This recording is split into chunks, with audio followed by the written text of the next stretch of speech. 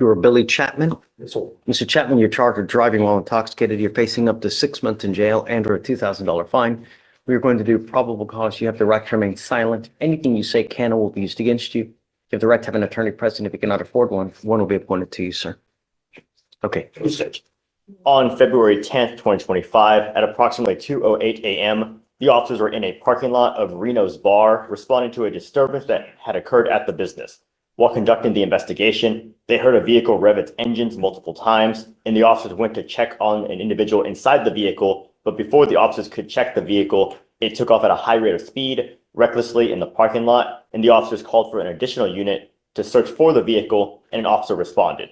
The defendant's vehicle circled the parking lot and returned to the scene, where the calling officer was able to initiate a traffic stop. The officers observed a strong odor of an alcoholic beverage and red glossy eyes. The defendant was placed into custody for public intoxication due to a miscommunication between the officers, and it was later determined a DWI investigation was needed. Standard field sobriety tests were conducted, HGN 6 out of 6. Walk and turn was attempted, but the defendant could not stand in the starting position and was constantly swaying. For the one-leg stand, 3 out of 4 clues were observed. The DIC was read, and the defendant consented to breath. The results were .154 and .149. What was the stop for? So they responded to a disturbance, and they heard a vehicle rev its engine, and he took off at a high rate of speed. So then they attempted to get it reach that vehicle because it took off in the parking lot from what they describe a high rate of speed recklessly. And then it came back, and then they make traffic infraction?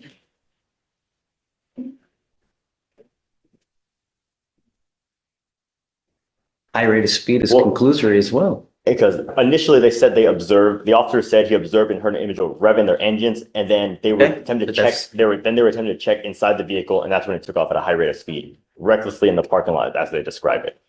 And then the vehicle circled the parking lot. All of that is conclusory. All of that. And I understand, Judge. And unfortunately, we do not have the OR at this time, so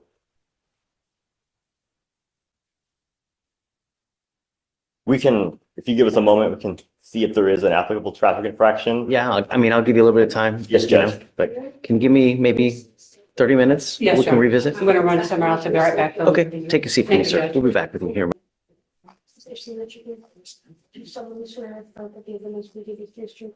Good morning, Mr. Matambo. So you were charged with criminal trespass. I'm sorry, criminal mischief. You were facing up to 6 months in jail and or a $2,000 fine. We are going to do probable cause. You have the right to remain silent. Anything you say can or will be used against you. You have the right to have an attorney present. If you cannot afford one, one will be appointed to you, sir. Yes, Judge. On February 9th, 2025, the officers were dispatched to a disturbance call at a residence in Harris County, Texas.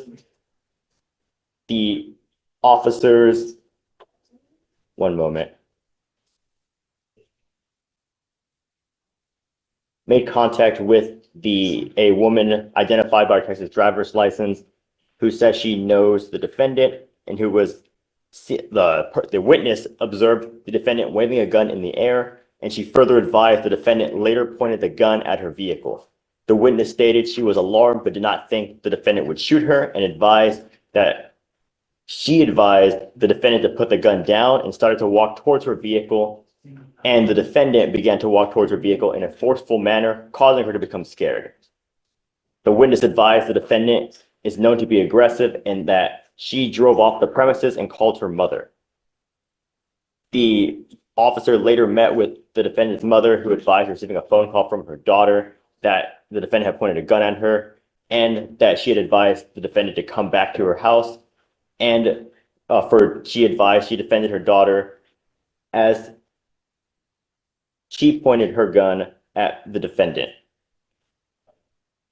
The witness advised that the gun did not have a magazine inside, but that the defendant had retrieved the magazine, and confirmed that the defendant got her BB gun from her house earlier.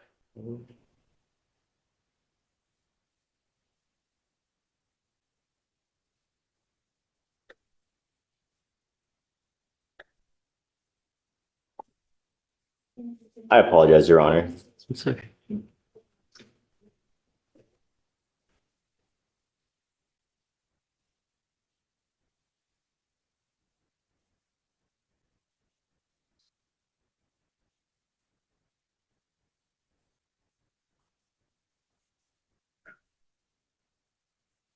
If we could just reapproach on this in a moment, because So do you mind taking a seat in the jury box? Move back.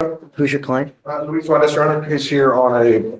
Is it DVR, right? What's the last name? Suarez. Suarez. Come up, Mr. Suarez. Juarez. Or Juarez, come up. He is going to, yes. Oh, okay. Okay. I'm I'm just gonna admonish him that don't miss again. Otherwise, it's just not gonna go well. Hopefully he's, I talked to him, when this happened. He's working at a ranch as a cook in San Diego, Texas. So that's about. just let us know so we know, you know, because we don't know. And then that's why it's always happens. So just keep us in the loop. And then, so for future reference, if he gets called upon again, tell him to go to a Quest Diagnostics, wherever he is, get the results to you, get it to pre-trial, and then we're happy, you know? That's what normally happens. And then, I don't know why I didn't think of that. it's okay. Just for future reference, that's how we normally would do it, you know?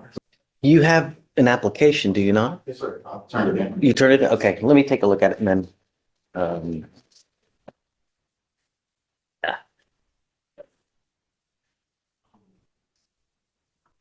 Okay, varies doesn't work. I need you to put, Did I mark it out? No. Oh, I did? here, if you could just give that back to him. And here, Deputy, if he needs a pen.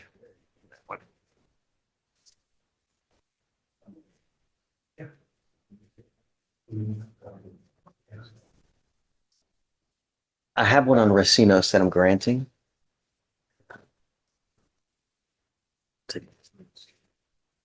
Thank you. How are you this morning? Hey, what's up? Happy Monday. Happy Monday to you. Approaching on Miss Jacqueline Roberson. Okay. It's a DWI first. So this is one, Your Honor, that she was on the fence about how she wanted to proceed, if it was going to be PTI, probation, or trial. She spoke this morning, she wants to proceed with PTI. I know it's getting a little long in the tooth, but 230 days. I can So get it done quick, you know. Give I you a mean, week. she already has an email to get the mitigation information to me. Once she gets that to me, I get her an application and get an I'm giving her a answer. week. She's gotta have it in a week. That's fine, Your Honor. Okay. She has to be in the program in a week? No. I get an answer. The program, get all her materials to you to turn in a week. Oh, we'll have an answer by the end of the week. Okay, go for it. Thank you. All right, Have a have great fun. day. You too. Thank you. You ready? And Coach John? Please. No, well, it's for Good morning, Judge. Hey, How are you? what's up? Cespedes Ramirez. Cespedes with a C? Yes, I think it's under Ramirez on your docket. Counsel for Lisa. So Judge, the last time we were here, he did a walkthrough, a TRAS walkthrough for the DWI PTI program. We just waiting on the contract. So I just need to reset for that. Are they waiting on anything? Alex Ramirez? looks like discovery is complete, Your Honor. And then let me see if there's any updates as far as PTI.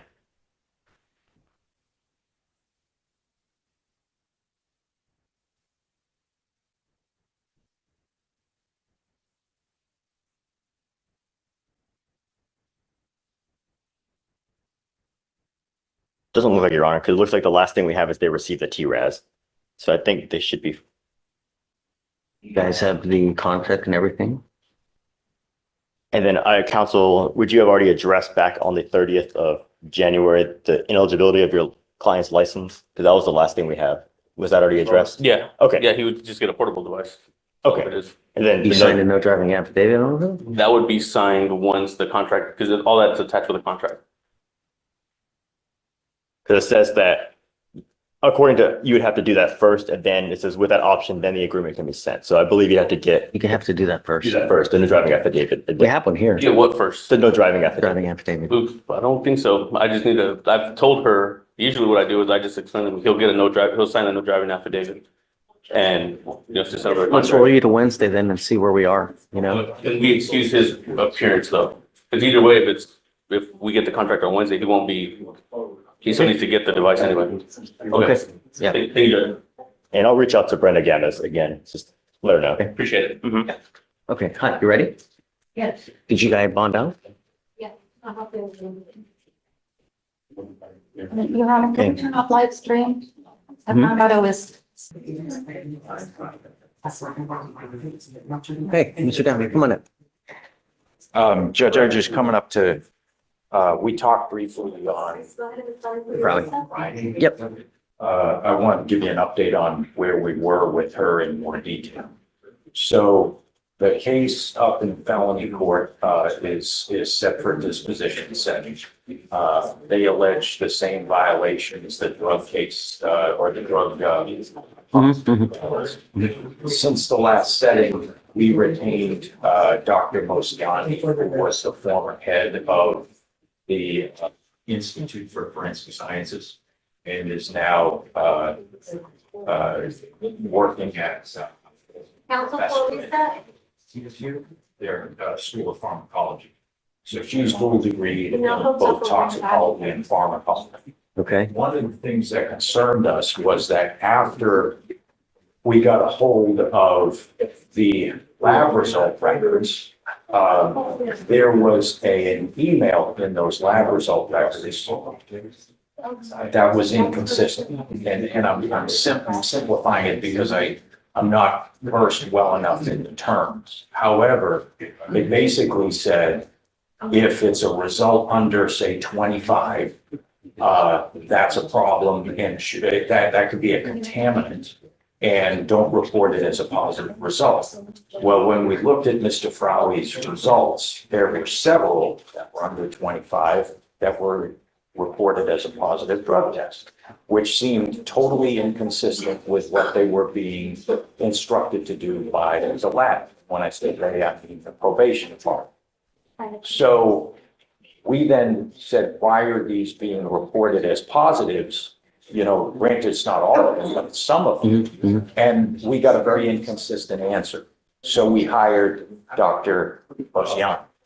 When Dr. Mosiani got it, she identified 6 areas of concern for her. She said, first of all, the idea of labeling these amounts under 25 as a contaminant is absurd. She said that's simply not possible as part of the Is that just an manufacturing. arbitrary number that they're picking? Not that, it's that result, that methamphetamine is a component of drug manufacture is categorically false. Her exact words were, You're saying the fact that it can show up as a false positive? no, the instruction from Averell that, let me read her statement to you. It says here, the assertion by Anna Torres of Averhealth that methamphetamine could be a contaminant of amphetamine production is categorically false. Methamphetamine cannot occur as a byproduct or contaminant during amphetamine synthesis. This claim suggests either a misunderstanding of chemical manufacturing or an attempt to rationalize questionable analytical findings. That was her first finding of 6. The other findings raise really serious questions. Essentially, what Dr. Mosiani is seeing is that Ms. DeFraui's results are entirely consistent with taking the medication. The ratios of methamphetamine to amphetamine are completely reversed from what you would find if somebody was using an illegal drug. But is it possible she's using both? No, because the amount, the concentration of a methamphetamine is too small. It's de minimis and it should be much bigger. So this raises a bigger problem, which is why is Averhealth reporting these as positives? And why is probation and why haven't they addressed this when their own internal reporting systems differ from Averhealth? And we're trying to get to the bottom of it. So we've subpoenaed a bunch of records from Averhealth to address their lab protocols pursuant to what Dr. Mosiani has asked us to obtain. Things like, did you test for analog substances? If you have information that someone is taking, say, Ritalin, when you run the gas chromatography testing, you should adjust your findings to determine whether the peaks you're seeing are in fact prescription drugs. And we're waiting on that info. I think we'll have it shortly. But Did you go upstairs yet or no? well, yes, we have issued the motion to get that data through the felon court. So we will have that data in probably a week or so, and I think that's going to solve the problem. Do you want to put it off until then as well? Yeah, I Okay. would suggest we just carry it to the end. I would suggest that what we're going to find is AberHealth has had this problem in other states. They've got 2 class action lawsuits where their reporting is at risk. You And provided us with those copies? yes, they've got 2 federal class action lawsuits in 2 separate states. And I think we're gonna find that there's a great deal of confusion at AberHealth as how to handle that, this particular part. I know that the felony courts are split about how they want to handle AberHealth because they weren't accredited when they do these tests. Okay. I don't think it's an issue that rises when you're dealing with cocaine or with, marijuana, but I do think it's something that rises when you deal with amphetamines. Okay. So Yeah. we'll get there. Okay. Thank you, Judge. Yeah. Will, I signed your motion. Oh, I only saw one. I think another one was put in queue. Oh, yeah. Okay. When was the substitution? Substitution on the ground. Yeah. Okay. I signed it. I signed them both. Thanks, Judge. Yep. Ready? Hey. Judge, I'm here on Jostrin Bohorches. It's a 2000 theft case. I spoke to the prosecutor, the chief. What's the last name? What's the last name? Bohorches. Okay. What are we doing? We're gonna do a class and dismiss 1-month contract. Okay. So is it just one anti-theft class? Yeah. Okay. So I'll set off a week. Give me your. Can we do it 2 weeks? I mean, it was The case is 1,987 days old. So I'll give you 2 weeks, but at that time, if it's not done, I'm setting it for trial. Okay. All right. Okay. It was just, that's why I was good. Okay. Sure, got it. 2 weeks should be sufficient though. Yeah. Okay. Let's go here, Judge Brother. Yes, you can, it goes there. You can- Yeah. Yeah, because people have gum. Okay.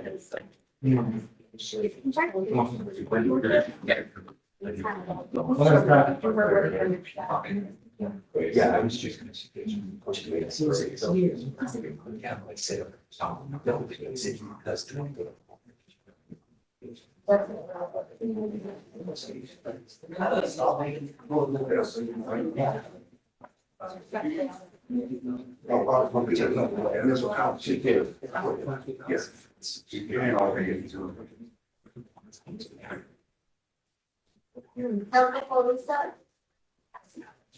Mr. D. Yes, sir, Your Honor. Your Honor, I am here on Mr. Kerry Malbrough. I was appointed to represent Mr. Malbrough on 12/26/24, at which time I had filed a motion for psychiatric evaluation. He was supposed to appear on certain date. He informed me that we can't force him to go take a competency examination, Your Honor. Quiet. Is the schedule complete? Okay. So I guess what we can do, we'll just put on the record that he refuses to go. Yes, sir. That way you were covered, Okay. Yes, Yes, sir, Your Honor. I don't Am I know. going to Cuba? I don't know if I have Ramona here today. I don't know if Ramona's here Am I today. away? I think she's gone, but we can do it tomorrow. We can roll it tomorrow. And then do you have an offer on this case? You see, Your Honor. No, Your Honor. You put one on there? Yes, Judge. And We'll is look. discovery complete? Discovery is complete, Your Honor. Okay, so if you can put an offer on there. Yes, Judge. What do you want to do? I want him to go through the competency examination. I believe that he really needs it, but if he doesn't, then that's. He doesn't want to do it, we can put it on the record that that's what you advised. He refuses to do it, so. Victoria. And I'm ready when you are. Just you let me know. Take them forward, Your Honor. Yes, sir. Mr. Smith, come on up. It's a first, Yes, sir. true first. Yes, sir. Okay. To my understanding, it is, Your Honor. Good morning, Mr. Smith. Sir, you're charged with driving while intoxicated. You're facing up to 6 months in jail and or a $2,000 fine. It'd be easier that way. I just see the one, right? Sorry, Your Honor. I just see one. We only are aware of one. Something on one of the non-official websites said there was an FSGI also, but I'm only aware of one. That's all I have seen on the district clerk's website unless it's changed since this morning. Do you see anything else, John Alex? Smith. Yeah. Smith. Do you just see the DWI? I just did the DWI, Your Honor. Okay. All right. We're going to do probable cause. You have the right to remain silent. Anything you say can or will be used against you. You have the right to have an attorney present. If you cannot afford one, one will be appointed to you, sir. Yes, Judge. Okay. On February 14th, 2025, at approximately 4:50 hours, the officer observed the defendant operating his motor vehicle at the 2300 block of Rice Boulevard. The officer observed the defendant run a red light and crash into another vehicle, and observed the defendant then drive his vehicle from the scene of the crash past the officer. As the defendant was passing the officer observed him in the driver's seat of the vehicle and to be the sole occupant. The officer initiated a traffic stop and observed the motor vehicle from the time of the crash. Following that, the officer made contact with the defendant, and the defendant made a res geste statement stating, "Did you see the guy that hit me?" The officer came into contact with the defendant and noticed a strong odor of an alcoholic beverage, slurred speech, red, watery, bloodshot eyes, and the defendant was swaying. The officer ran his information, name, date of birth through NCIC, TCIC, and returned a valid driver's license photo belonging to the defendant. Standard field sobriety tests were asked to be performed, and the defendant refused the test. The officer placed the defendant under arrest and transported him to JPC, where the defendant was read his DIC, to which the defendant refused. The officer then had a blood warrant signed and executed. Okay. Mr. Smith, I'm going to find that there's probable cause to go forward with the case. I'm ordering you as a condition of your bond not to consume alcohol, illegal drugs, or unprescribed controlled medication. You have a lawyer. Good job on having a lawyer, because you do. I will waive your appearance. You don't have to waste your time coming to court, but you must stay in touch with him, and he'll tell you when you have to come back to court. If they call on you to take a test, then you must come here to take the test. If you fail to appear, then a warrant for your arrest will be issued. I understand that you're going on a business trip, so you're still not to consume alcohol or illegal drugs. If you get called on for a test, at that point, you'll have to go to a Quest Diagnostics, wherever you're located.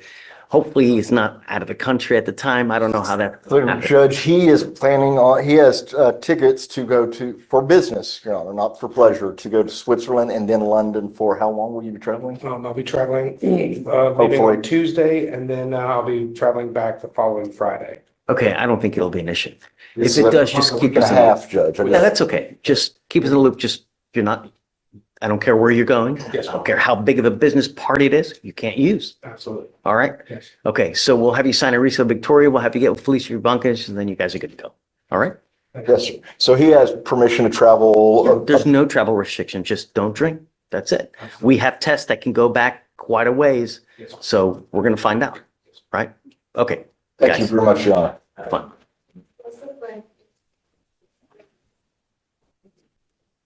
Counsel, how is April 22nd? Anna. Good morning, Judge. Hey. I have a couple on your docket this morning. Okay. The first, they're all in custody. The first one is Taylor.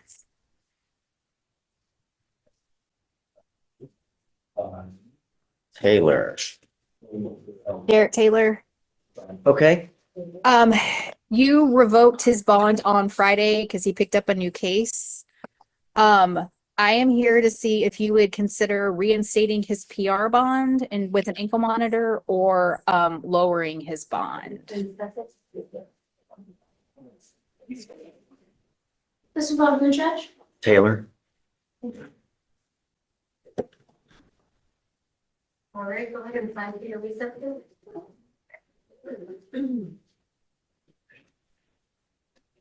All right, go ahead and have. Yeah, I'll have to admonish him, but Anna, I'll give him another chance. Okay, thank you, Judge. Who else you got? Williams, he's also in custody. Okay. On Friday, Mr. Williams pled to his felony at TDC. Say it again. On Friday, he pled on his felony to time at TDC. And I spoke with the state Friday to see if what their position was on it, and they were gonna take a look at it for today. Williams, Yes, sir. I'm looking at it right now. please. Yes, sir. Okay, they're looking at it. Okay, Is that it? and then the next one I have is Rodriguez, also in custody. I don't know if they brought him over. Give Rodriguez. But this is the one where it was no PC. He's here. Oh, okay. So I got an appointment on the one they sent to the grand jury and indicted. Okay. On Vicente, right? Yes. Oh, right. This is a new one. Okay. So it's not really new. It looks like it's new, but they had the wrong date. I get it. I get Okay. it. So we got to set him a bond. So bear with me here in a second. I'll bring Okay. them both down. Okay, thank you, Judge. All right. Do you mind bringing Rodriguez and Taylor out, please? Casey. What's the Taylor? It's what's the Taylor? What was his name? Is it Derek Taylor. Derek? Please. Okay. I have a cause number. Okay. I got it. How you doing, Judge? Good. I have Miss Dennis on docket today for a one violation. Come up, Ms. Dennis.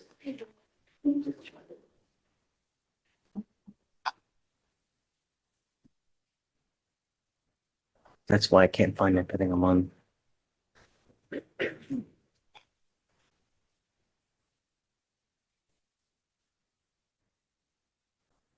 I'm sending you for a test now. Don't use. You will be tested again in 45 to 50 days. If you test again for weed, I will revoke your bond and put you in. Do you understand? Yes. Okay. Take a seat for me. I'm sending her for a test now, and then she's going to get tested again in 45 to 50 days. Okay. All right. All So right. should I get a reset for 45 Yep. days? Okay. Yep. And then, but I'm sending her now. I want to make sure she's not using it. Absolutely. Okay. Take a seat. Would you like to return now? No, we'll get the test. If it's something, then we'll. Okay. Okay, thank you, Judge. Penny, did you need me? I'm back on Billy Chapman. I did speak to the DA and they said they're ready. Yes, Judge. After looking at it, we found no traffic code violation and we can only find the conclusory statements as you mentioned before. Right. So I know probable cause. Mr. Chapman, come up, sir.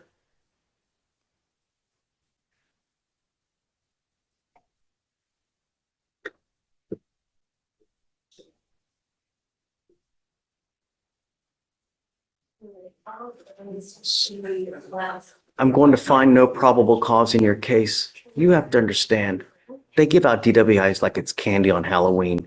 You know why? We lead the nation per capita in fatalities with alcohol-related collisions. Don't become a statistic. One button on a phone, one button, $30. An Uber will take you wherever you want to go. Use it. All right, take a seat. All right, thank you.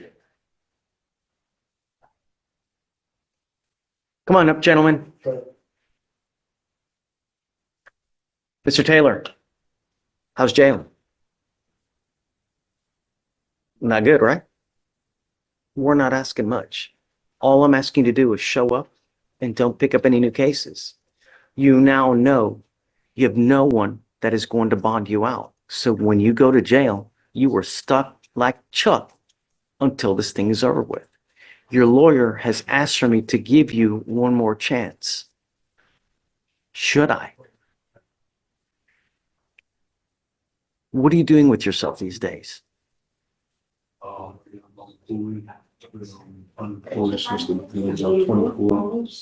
Why? And where are you living with? Okay, so I have resources for you. We have places that can help you get a job, a phone, a tablet, places to eat, places to sleep. All you got to say is that you want it and we'll try to give it to you. But there's no excuse. That doesn't give you, I get it that you're homeless, but that doesn't give you the right to go in and take some, you know? So don't. All I'm asking you to do is stay in touch with the lawyer that we're giving you and don't pick up any new cases. I will give you another chance, but I'm not going to play this again. You pick up a third case or you fail to appear again, you're going to end up staying with me. Do you understand? Okay. I have Shatoria. She's going to give you a list of places that can help you get a job and places to sleep and food to eat. So there's no excuse. You can always come back here. Whatever you need, come back and I'll give it to you. There's no excuse for you to pick up another case though. You understand? Okay. All right, Anna. Judge, are we reinstating? Yeah. And what about bond conditions? So bond conditions, so I don't want you to go back to any of the places that you picked up the theft cases from. You're not allowed to go back there. Do you understand? I don't want you to be in possession of weapons as well. As long as you can abide by this and get a job, you and I are cool and stay out of trouble. All right, Mr. Rodriguez, Yes, Your Honor. you have been indicted on the assault case.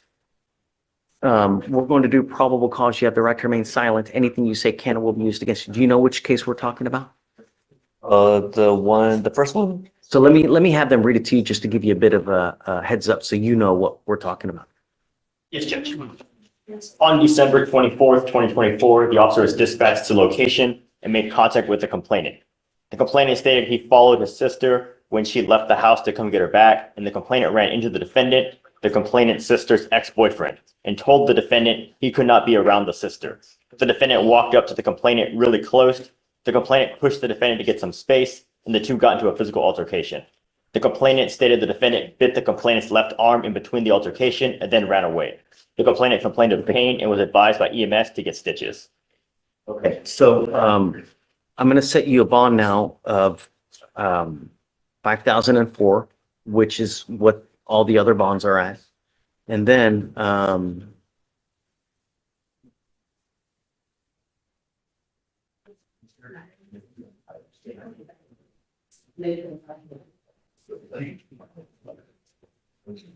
Anna, it looks like the felony case is set for March 11th. Okay. Do you want to do the day after? Yes, and his other misdemeanors are on March 12th as well, so that'll be perfect. Got it. Okay, so we're gonna do it one day after the felony, and then you guys, once, we're gonna try to work a global resolution so that it's all done at once, okay? Thank you, Your Honor. Okay, man. So just don't have any contact with the complaining witness in this case and no weapons. I don't know if you're gonna bond out, but those are the conditions on this. Yes, Your Honor. Okay. Okay, Judge, for Taylor, was that a regular recess? And states. Anna, what do you want to do with Mr. Taylor? Can we do a regular reset? Because his cases are both fairly new and I don't have anything on them yet. Okay, so this is Anna. That's the one lower left. She's your lawyer. That's who you need to stay in contact with. If she tell me she can't get a hold of you because you're ducking and dodging and you're out there and you're not keeping in contact, I'm going to revoke your bond. You understand? I'm not asking much. Okay. So he needs to sign conditions real quick and then they can both go back. Okay. And what day on Mr. Taylor? How's March 18th through the 20th? Can I do the 20th? All right, is that a required appearance?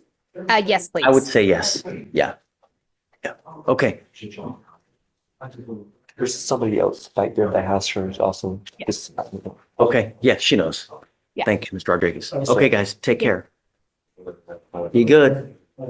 Be good, Mr. Taylor. Rodriguez, and both of Taylor's cases are getting reinstated? Yeah. One. Sir, Pepper Trust. Luis Juarez is back. He tested negative. He's in the courtroom. You want to? Juarez, come up. Conditions, but I'm still concerned with this.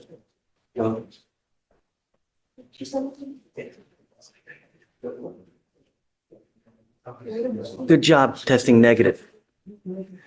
You have to let everyone know if you're going out of town, because if we call on you to go take a test and you don't show up, then we issue bond violations. So if you're gone, you have to let him know so he can let us know so we know to stay. Okay. If you're out of town and you called upon again to take a test, you must go to Quest Diagnostics to take a test, get it to your lawyer, and then he'll get it to us. But you can't miss any more. If you do, I'm going to issue a warrant for your arrest. You understand? You ever have any problems, just talk to him. You have to stay in contact. All right? Okay, guys. Here, can I get a reset? Yes, sir. Good to see you. You too.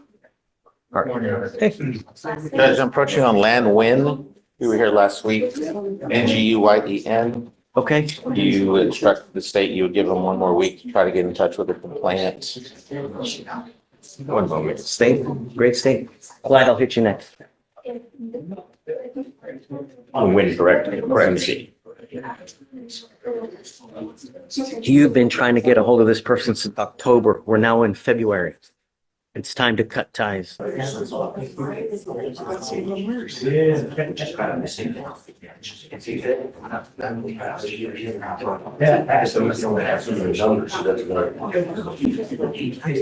I gotta go get me. What? What?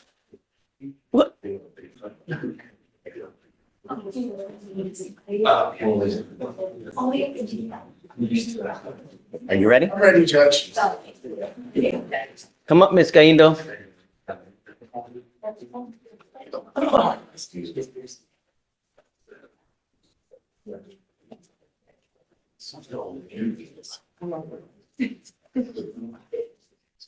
Judge, so it sounds like she missed her blows when she was working.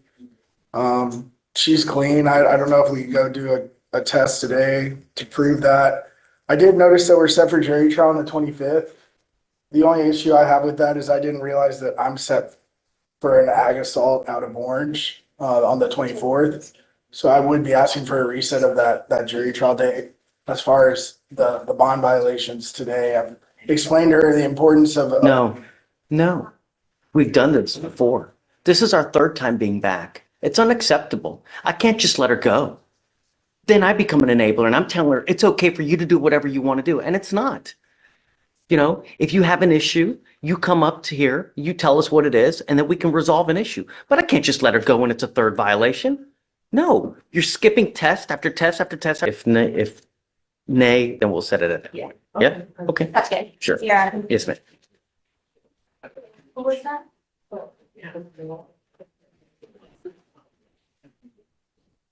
So again, which day is good?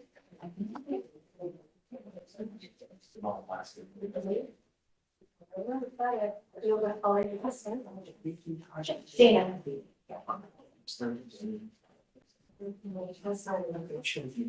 Morning, Counsel. Come on. Your approach. Yes, sir. Yeah, this is on and off docket matter. Okay, what's your call? It's 254-8828. It's Colby Sims. Okay. Your Honor, he is here for arraignment a couple of weeks ago. I remember. And you remember? Okay. He took away his. He's got the first evading in a motor vehicle, right? Then he picks up Right. the reckless driving afterwards. Absolutely. Yeah, that's- I'm assuming you wanted to drive. Show.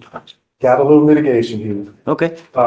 He has since taken a driver safety course, an anger management course, and decision making. Is he here?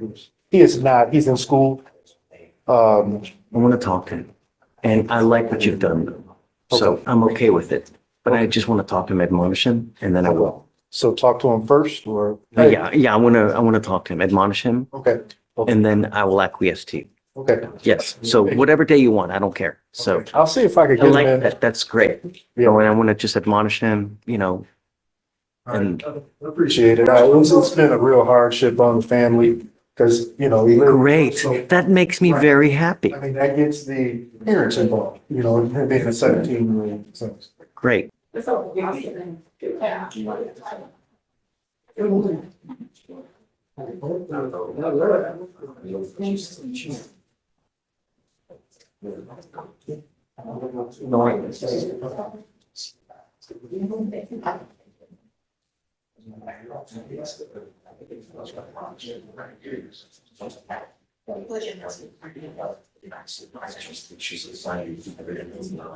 get, this?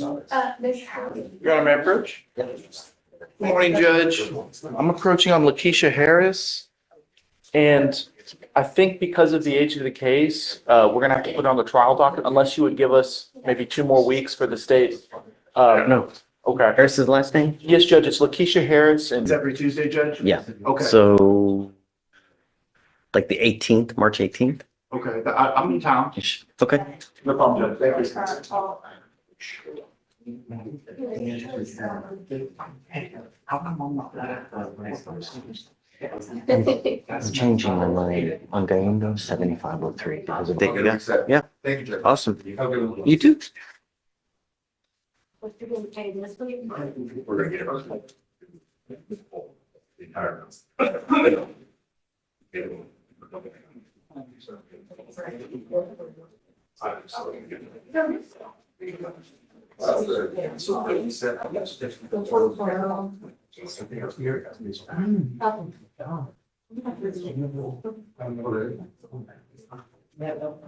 have it here. Hi. Coach, morning. This is the one from Friday that we discussed. What's the last name? O'Quinn, he's not on the docket. House Oh, number. you're here for, yes, okay, I'm ready when you are. Mr. Quinn, come up. Yeah, you got the PSR? I got it, thanks.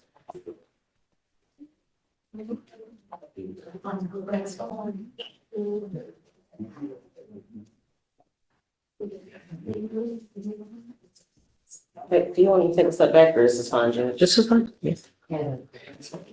Hey, Vic, do you have the cause number on this, on Mr. O'Quinn? I have it for you, Judge. Oh, yes, Judge, it is You got it? 254863. Yeah, okay, you have it. I'm just checking, make sure you got it. Okay, all right. So, Mr. O'Quinn, you're charged with assault of a family member. You're facing up to a year in jail and or a $4,000 fine. We are going to do probable cause. You have the right to remain silent. Anything you say can or will be used against you. Okay, On November 3rd, 2024, officer made contact with the complainant witness who reported an incident from October of 2024. The complainant witness stated that she and the defendant were in a dating relationship for 2 years and share one child. The complainant witness stated that she and the defendant got into an argument in a car. The defendant pulled over and grabbed the complainant witness by the hair and pulled, causing pain, and then, quote, slung the complainant witness to the ground, causing the complainant witness to have a tooth knocked out and bruises to her face and shoulder. okay. Have you spoken to the complainant? I haven't been able to get in contact with her. Okay, so Mr. O'Quinn, I'm going to find that there's probable cause to go forward with your case. I'm now entering in what's called a magistrate's order for emergency protection.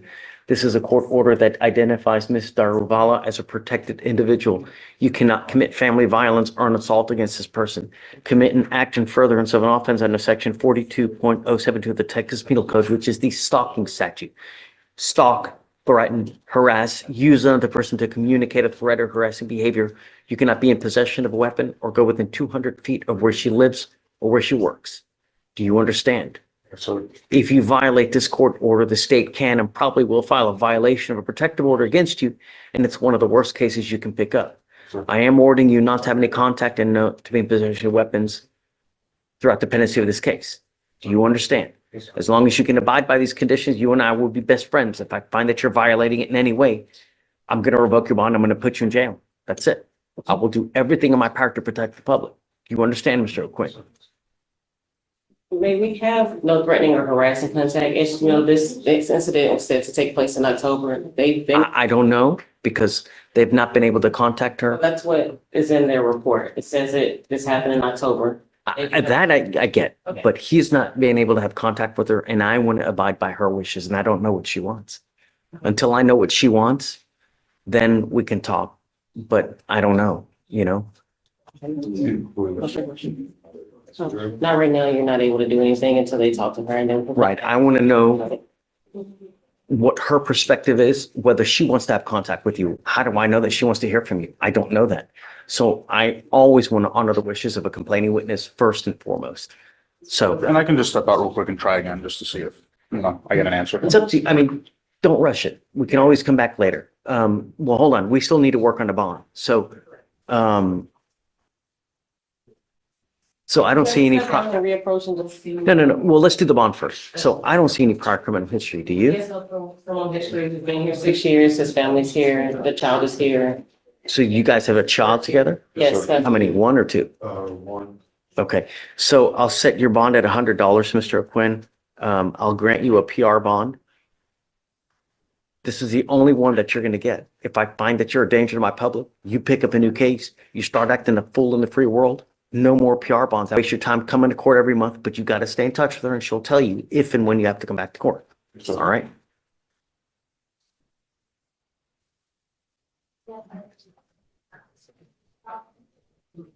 All right. Now we're done with everything that I need to do. So you guys can step back. If you're able to get in contact with her at that point, you guys can reapproach and then we can amend the MOA. But Other than that, we're done. All right? Right Please. this way. Counsel, how is You ready? Yeah. Yes, Judge, I'm approaching on Chris Garcia. You wanted him to provide proof today that he had enrolled in school, and he didn't have that with some Aldine ISD enrollment paperwork that he brought today. Okay, can you bring him up? Yes, Judge. Mr. Garcia, come on up. And it looks like his start date is tomorrow. Come up, Mr. Garcia. You're gonna sign for your boss.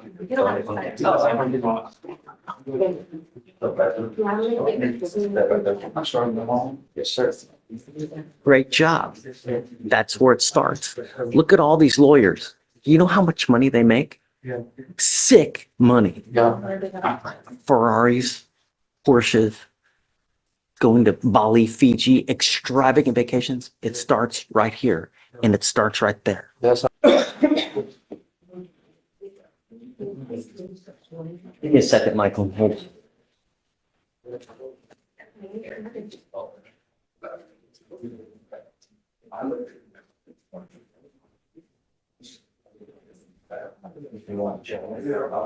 Moises Herrera, come up. Judge did send him for a test as well, and those results are presumptively negative.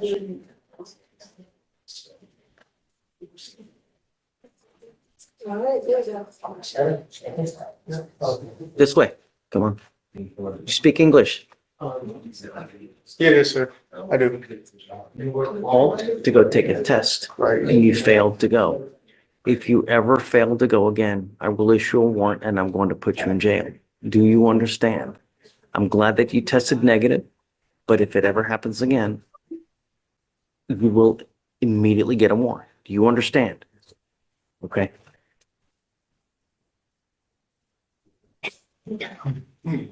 Get your reset date, Michael. Yes, Your Honor. Thank you, Your Honor.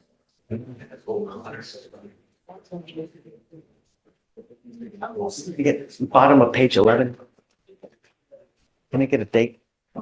Bottom of page 11. This one was a baby on. Yeah, we addressed. Okay. He just tested negative. Are there any offers? So We're going to apply for PTI, Your Honor. Okay. Or without mitigation? So discovery is complete, and then there is an offer. Let me see if mitigation would be necessary. Mitigation, I think, is everybody has to apply for PTI now. Everybody? Yes. Okay, so the policy changed, so Everyone has to apply for mitigation packet now? Yes. I'm not sure the requirements of certain BAC levels, but I know that everybody has to apply for the. so it's still be reaching out through Brenda Gammon and Ashley Guy. Okay. Did you hear that, Michael? You do a mitigation packet. Yes, Your Honor.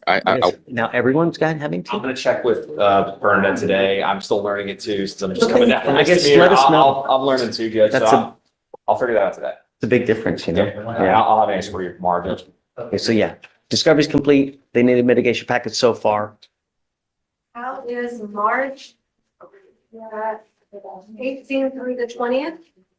Okay, 1 second here. Can you make it the 20th? Sure. Thank you, Your Honor. Okay. All right, Mr. Herrera, good luck. Come on. Right this way. You ready? Finals. Excuse me, I think I'm coming down with something this morning, so. No. Well, we'll get you out. We'll get you out now. So, Floyd Brown, come on up. What's your question? and I think that the point with this is in the Zoom waiting room, should be Lori, Brown. She wants to. Have you spoken to her yet? No, because we didn't have a good number for her Okay, essentially. so I'm gonna have him speak to her first, because I don't wanna, because we live stream, I don't want it, you know what I mean? Sure. Mr. Brown? You got a number? Yes. Okay. Do you want to do probable cause? and- Yeah, let's do this real quick and then I'll let you guys. All right, Mr. Brown, you were charged with assault of a family member. You are facing up to a year in jail and or a $4,000 fine. We are going to do probable cause. You have the right to remain silent. Anything you say can or will be used against you. You have the right to have an attorney present. If you cannot afford one, one will be appointed to you, sir. Okay. On February 9th, 2025, in Harris County, Texas, officers were dispatched to a disturbance call. Upon arrival, officers met with the complaining witness who stated that she and the defendant are married. The complaining witness stated that the defendant and she got into a verbal argument over prior infidelity. And the complaining witness stated that the defendant cornered her and headbutted her 5 times in her face, causing pain.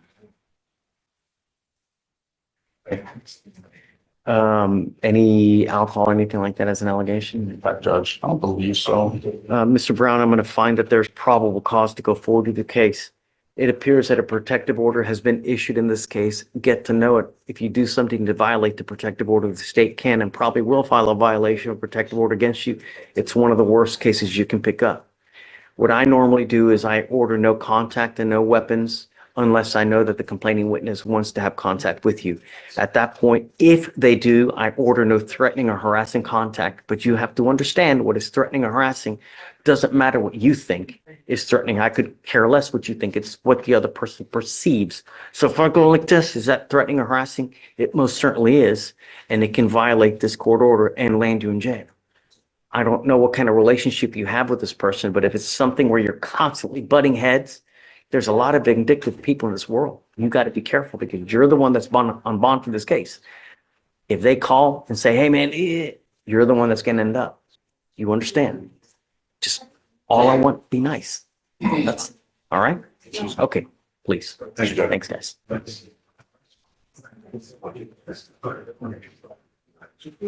I guess you let me know. Yeah, I will. And Judge, for the other walkthrough we had, I got in contact with her as well. She's fine with contact, so. That was with O'Quinn. So I briefed Alex so he can make understanding on that one. Why don't you Mr. O'Quinn's still here, sir, because I didn't explain to him.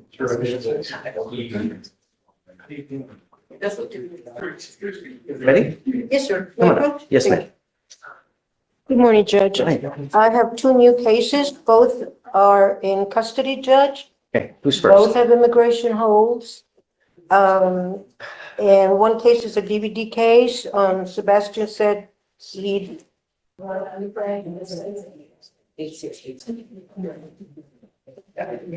Share with you guys.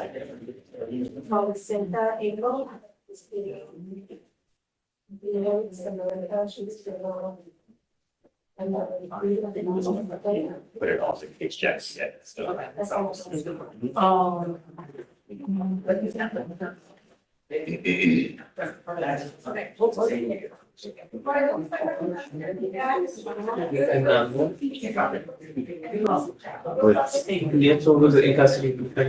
We have to bring him out because they want to. Yeah, that's Maria. She wants to bring him out. Hunter, you ready? Yes, Judge. We've reached a resolution in Galindo. I just needed to sign. So she don't no more trial? I'm sorry? Doesn't want to- no more trial? No. Okay, up to her. She's the one that's driving the bus. No.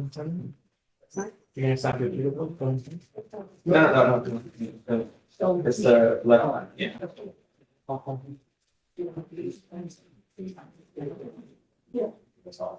Is this a true first?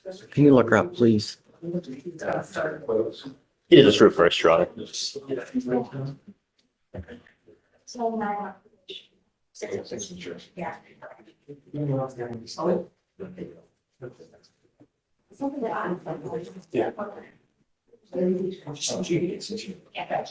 You scare me.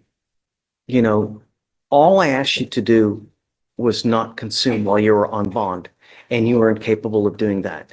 You know, the idea is that you learn something.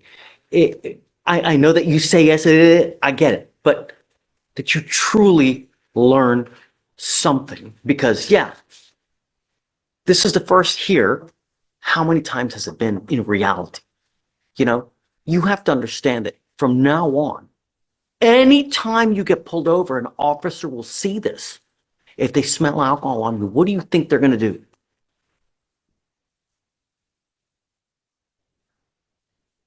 What? I don't want to take a breath of that. No. Go take it in. Right. That's what's most probably going to happen.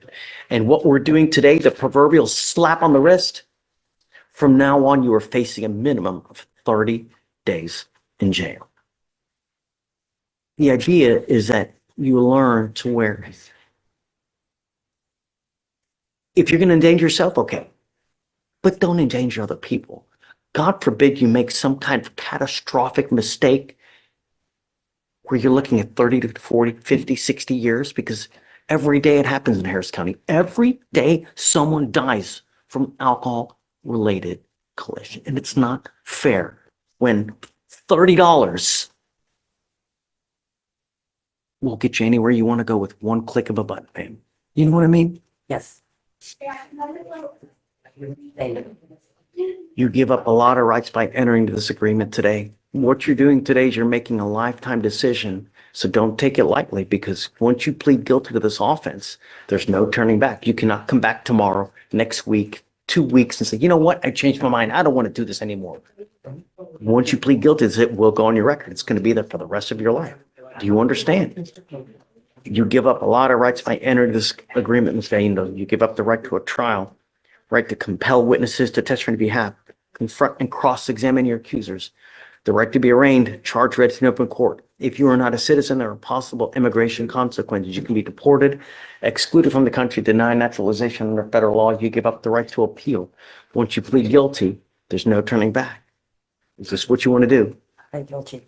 Ma'am, I'm going to find you guilty. I'll send you to 3 days in jail. I'm going to give you credit for 1. I am going to suspend your license for 90 days. Do not drive until you get a license. Let me make one more thing clear to you, that DWI is huge business in the state of Texas. When you plead guilty to this type of offense, there is a $3,000 surcharge that tax onto you. And if you don't pay it, every $100 you owe, you sit 1 day in jail. I'm not going to hit you up, but a second DWI, you're looking at $6,000. If you come back with another one, get ready. It's a minimum of 30 days in jail, and you're also looking at potential up to $6,000. Get a clue. Good luck, man. Please hit the clerk. 90 days. We're gonna run the courthouse. Yeah. Okay. Guevara's a plea. This is, Yes, Your Honor. This is Guevara. Mr. Guevara, you were charged with driving while intoxicated. It's elevated to a Class A misdemeanor, so you were facing up to a year in jail and or a $4,000 fine. You guys have worked out an agreement where they're offering you 90 days in jail with credit for the 29 days that you've done. Yes. You give up a lot of rights by entering into this agreement. You give up the right to a trial, right to compel witnesses to testify on your behalf, confront and cross-examine your accusers. If you are not a citizen, there are possible immigration consequences. You can be deported, excluded from the country, denied naturalization. You give up the right to appeal. Once you plead guilty, it stays like this on your record forever. Do you understand? Yes. Now he has, that he has 2 open DWIs? Yes, to Your Honor, we're dismissing 1. Dismissing 1. Yes, Judge. Does he have an immigration detainer? You know? I believe he Yes, does. he Your has a Honor. holding set. Mr. Guevara, is it true or untrue that you had a .15 or above?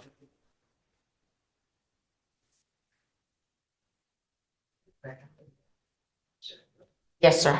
All right, who did the enhancer?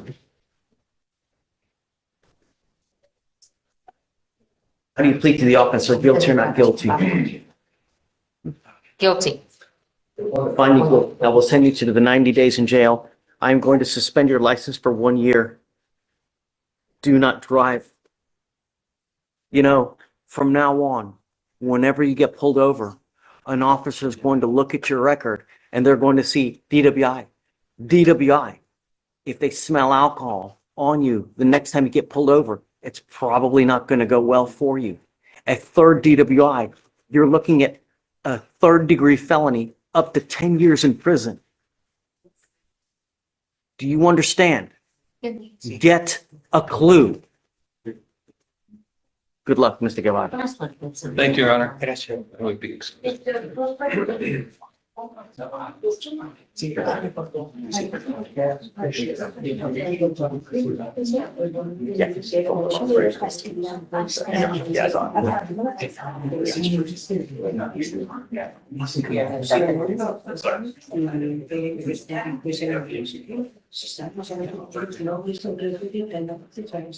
not giving, if he wants to be part one, he can, but I'm not gonna.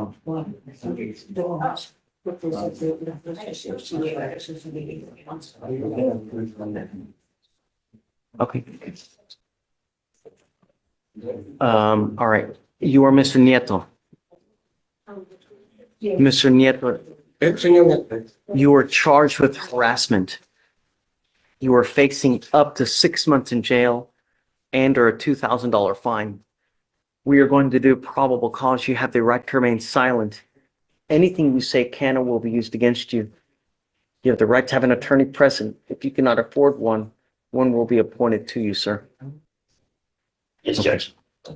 On February 14th, 2025, the officer was dispatched to a disturbance family call at a residence in Harris County, Texas. The officer made contact with the complainant, who stated the defendant had already left the location and was down the street wearing a black sweater and blue jeans. The officer made contact with the defendant, who matched the description. The complainant stated she was washing dishes when she received a phone call from the defendant, who wanted to celebrate Valentine's Day with her and that he was coming over. The complainant noticed when the defendant arrived, he had already been drinking alcohol and brought over a new bottle of tequila. The defendant entered the residence, drank the entire bottle, and started belligerently yelling about his ex-wife. The complainant asked the defendant to leave. The defendant refused, and the defendant started breaking items in the house and threw a vase at the complainant, which she was able to dodge. The complainant eventually got the defendant out the door, and the defendant then threatened the complainant, stating, "If you don't let me inside the house, I'm going to send someone to shoot up the place." He said this several times. The complainant was in fear for her life, and the complainant is in a dating relationship of 5 years with the defendant, and the two live together. What are you requesting? We're requesting a mow-up, Your Honor, and no contact with the complainant. I see a protective order has already been issued. Has already been issued, Your Honor? Yes. So we're just wanting to make sure there's one issued. Okay. So understand, Mr. Nieto, that I'm going to find that there is sufficient probable cause to go forward with your case. As a condition of your bond, I'm ordering you not to have any contact with this person, not to consume alcohol or. Here's something most people never learn about DWI law in America. When Judge Fleischer threw out the Chapman case today, his breath test showed 0.154, nearly twice the legal limit. And it still didn't matter. Why? Because under the Fourth Amendment, every arrest must begin with probable cause, specific observable facts that a crime occurred, not a feeling, not a suspicion, facts. The officers heard an engine rev and used words like high rate of speed, but couldn't point to a single traffic code violation. Under Texas law and federal constitutional standards, that's not enough. The stop was legally weak from the start. Now here's where it gets fascinating.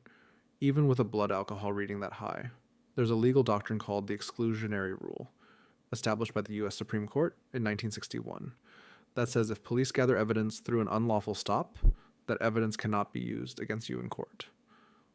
Period. The Constitution protects everyone, even people who probably shouldn't have been driving. So here's your question for today. Do you think the exclusionary rule is the most important protection in American criminal law, or does it sometimes go too far? Tell us below. Or illegal drugs, and to undergo random testing. The protective order has been issued. I would get to know it. If you do something to violate the protective order, the state can file more charges against you as violation of protective order. If you ever have any questions about what you can and cannot do, you can ask your lawyer and she can tell you what you can and can't do. Just be careful while you're in the jail, as all phone calls are recorded. Anything else? Okay, that's all. Okay. We're waiving a bail hearing on both of these. Okay. All right, Mr. Nieto, good luck to you and good luck to you, sir. Okay. Thanks, guys. The proposed judge, back on a Quinn. I think they were able to speak to the complaining witness. Yeah, we were able to speak with him. Sebastian was able to make contact with her, and he's fine with no threatening, harassing as a condition. He's in the box. Come on. So, And just so we're clear, I know you mentioned like a 200 feet restriction. And so they spoke We're to good her with about- removing that. and so I will take off the residential restriction and I'm going to order you not to any threatening or harassing contacts. Just be careful.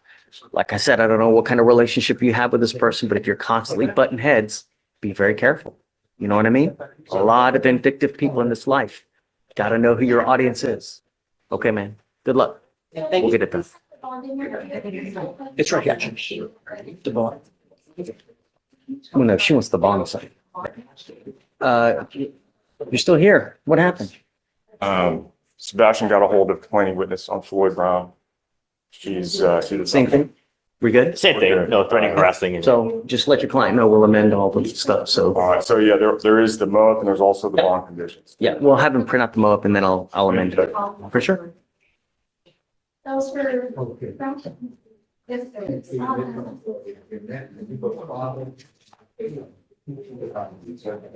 You ready? Hey, good morning. I spoke with your partner. He's got a motion of sale on a Mr. Hugo Martinez. I'll sign it. Okay, and just So we do a status. for your knowledge, Judge, we got this individual out of immigration on a bond. He's had 3 separate ICE holds for some reason. The most recent coming after the bond's already been given. I went to the jail to talk to the officers there to see what's going on, and I'm not sure why there's still a hold on him, even though there's like a bond. Is he on dock today? No, he's in custody. He also has a bond from this court that he hasn't paid yet. When I spoke to the officer, they told me it was $3,000. I looked online, it's $1,000. I don't know where they're getting their numbers from. Which cousin? Yes, sir. And then we can do a deeper dive. It's 253-6126.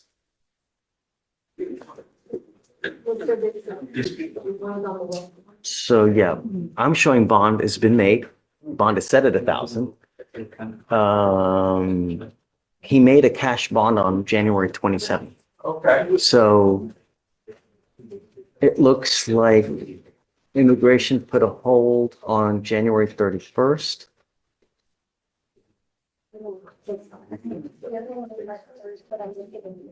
And yet he's still here, right? He's still, Yes, sir, he's here. do you want to put him on for tomorrow or what?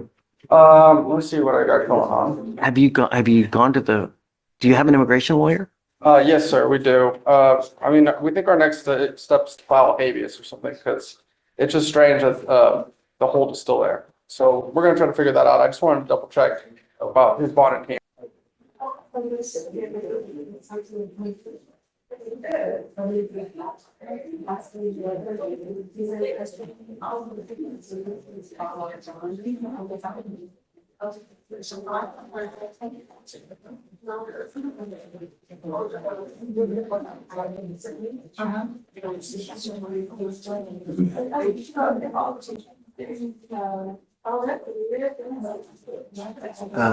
Hey, Alex, are you ready to talk about this gentleman's case? Yes. Flash Files. What was the last name?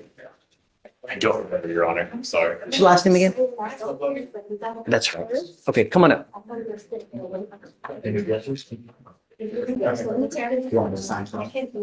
This was a mischief, and I guess, did you not have the full DIMS at the time? It was just, at the time, we didn't have it fully summarized. Now we have it. Ready to go? Yes, just let me pull it up again. So Fernando Cueva? so you're charged with criminal mischief. You're facing up to 6 months in jail and or $2,000 fine. We're going to do probable cause again. They have the full report now, so we'll find out what happened. Okay. Loading it right now. Okay. So on Sunday, February 9th, 2025, the officer was dispatched to a disturbance call at a residence in Harris County, Texas. The complainant advised that she was going to a nearby gas station, Circle K, and a man she knows, the defendant, was waving a gun in the air and later pointed the gun at her vehicle. The complainant drove off the premises and called her mother, the witness, and the witness advised the defendant. Not at her vehicle, it's the word. Stop. The defendant advised the defendant to come back to her house, and defending her daughter, she pointed her handgun at the defendant. The defendant advised that he went to the Circle K gas station and that he was carrying an airsoft gun because he was scared. He advised he waved the airsoft gun in the air, but never pointed at anyone directly. The officer detained the defendant and placed him in the back seat of the patrol vehicle. The defendant was cursed at deputies and tried to agitate. The defendant tried to threaten deputies for not assisting him in the way he wanted the incident handled. When he did not get his way, he damaged both rear seatbelts by cutting them with a knife found on his person. And the defendant would start to kick the doors, and bang on the cage. The estimated cost of damage to the patrol vehicle is $250. Okay. All right, Mr. Matumbo, I'm going to find that there's probable cause to go forward with the case. I'm ordering you as a condition of your bond not to be in possession of any weapons. Do you understand? If you violate this condition, I'm going to revoke your bond, put you in jail. No more PR bonds, sir. Do you have the ability to hire a lawyer? Yes. Would you like to apply for a court-appointed lawyer? No, it's actually, I have a lawyer that I can speak to. You sure you don't want a lawyer? I would, yes. Let me apply for one. I would like one. Okay, so I just need a little bit of information from you. Let me take a look at it, and then I'll have you talk to someone here momentarily, okay? Just be nice when you're out there. I don't want any issues. I want my public safe. I'm going to do everything in my power to protect my public, all right? All right, come on. Can you file no weapons, please? And no contact or just no weapons? No. You're giving him an application. Yeah, I guess no contact with the plain witness. Mr. D. Judge, we approach for a plea on Mr. Curtis Johnson. Yep. Might I please bring up my client, Judge? Yes. Come on up. Judge, this is a time served on AFM and dismissing the other two. Morning,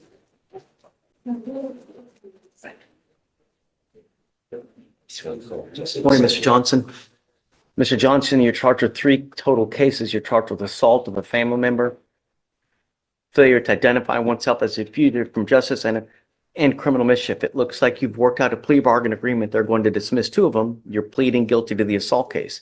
You need to understand that this carries many, many consequences. There's an affirmative finding of family violence, meaning that if you ever pick up another case like this again, you will be looking at a 3rd-degree felony, a minimum of 2 years in prison, a maximum of 10 years in prison. And it doesn't have to be a dragged down fight where you're punching and kicking. No. All you do is squeeze someone's arm and it hurts just a bit. They'll hit you with a 3rd-degree felony. You understand? Sure. You can never own a gun or ammunition as a result of this plea bargain agreement today again as well. No more guns, no more ammunitions. You understand?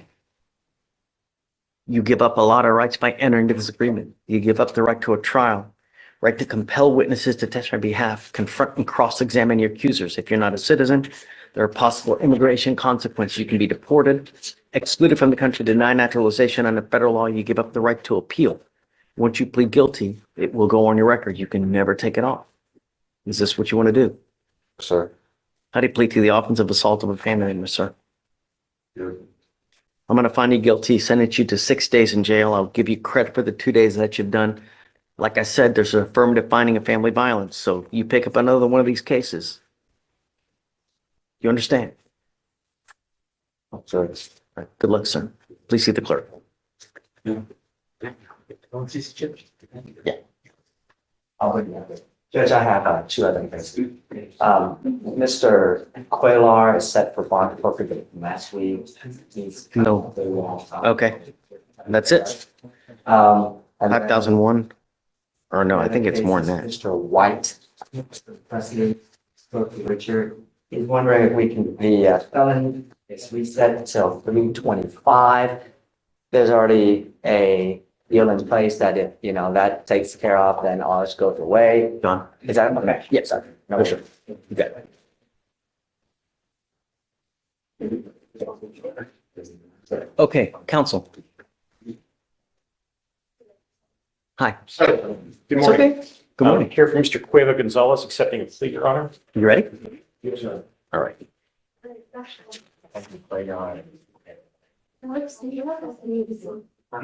Cueva Gonzalez. So we're doing 90 days probated for 6 months, right? Yes, Your Honor. It's a straight. Correct probation. Okay. Good morning, Mr. Cueva. Morning. Sir, you are charged with driving while intoxicated. You're facing up to 6 months in jail and or a $2,000 fine. Is this a first or a second? The first, Your Honor. True first? True first, Your Honor. Okay, so you have worked out an agreement where they're offering you 90 days in jail to be probated for 6 months. You must do a DWI education class, a victim impact panel, and a TRAS. A TRAS is an evaluation to see what other conditions you may need. If they assess other conditions, you must fulfill those to complete this probation successfully. No drugs, no alcohol, guardian interlock, and 20 hours of community service. A one-time $100 donation to Mothers Against Drunk Driving. You need to understand something, that this DWI is going to go on your record. You will be looking at a minimum of 30 days in jail from now on if you ever pick up another DWI. And just the fact that you have this on your record, you ever get pulled over and you smell like alcohol, it's probably not going to go well for you. So I would never, even if you had a sip of alcohol, I wouldn't get into a car. You're taking a huge risk. Do you understand? You're giving up the right to a trial, right to compel witnesses to testify on behalf, confront and cross-examine your accusers. If you're not a citizen, there are possible immigration consequences. You can be deported, excluded from the country, denied naturalization under federal law. You give up the right to appeal. Once you accept this probation, it's a contract you're signing with us. You either complete it successfully. Okay.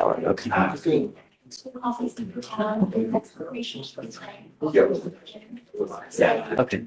Morgan Rogers. Okay, thanks.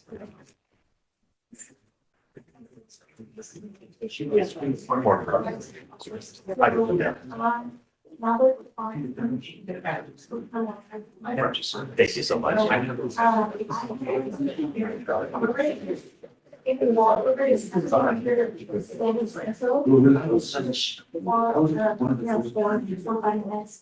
You're going to get just because it's one call data. Just that was important. And you go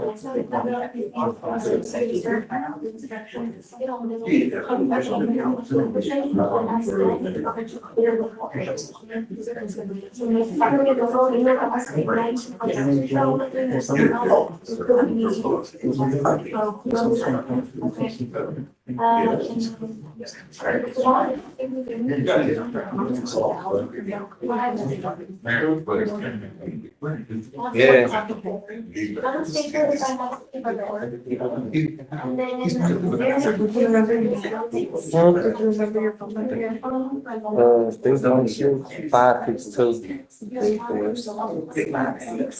14, 13. Yeah, but that email, that's my email. What's your neighbor? November 28th, 1997. That makes you how old? 27. So there's a Change the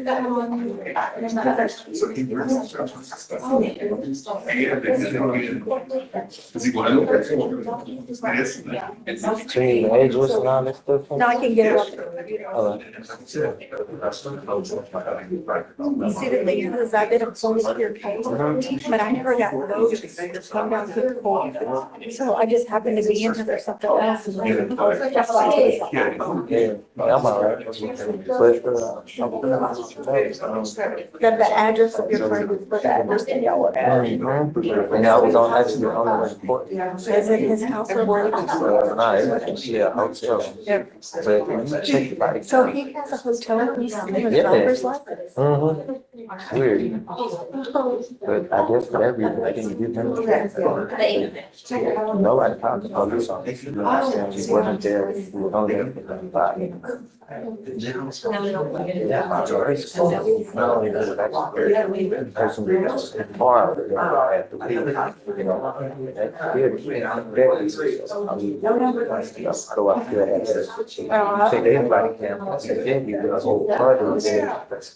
Obviously, when they want to bring it there, you know, it's there.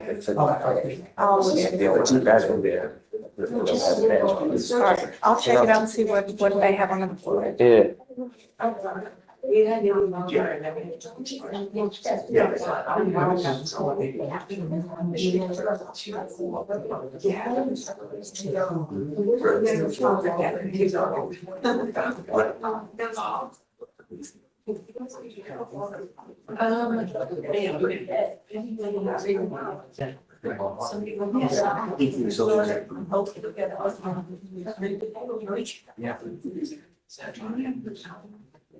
Yeah, so that's, yeah, I know you asked him harsh.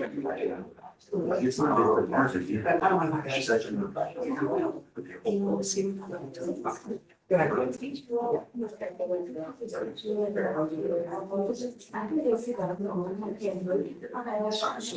Are you looking at?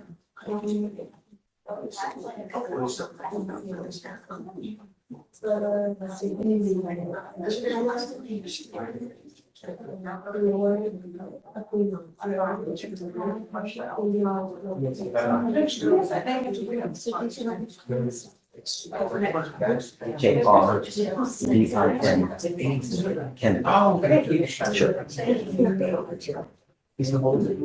Are we gonna need?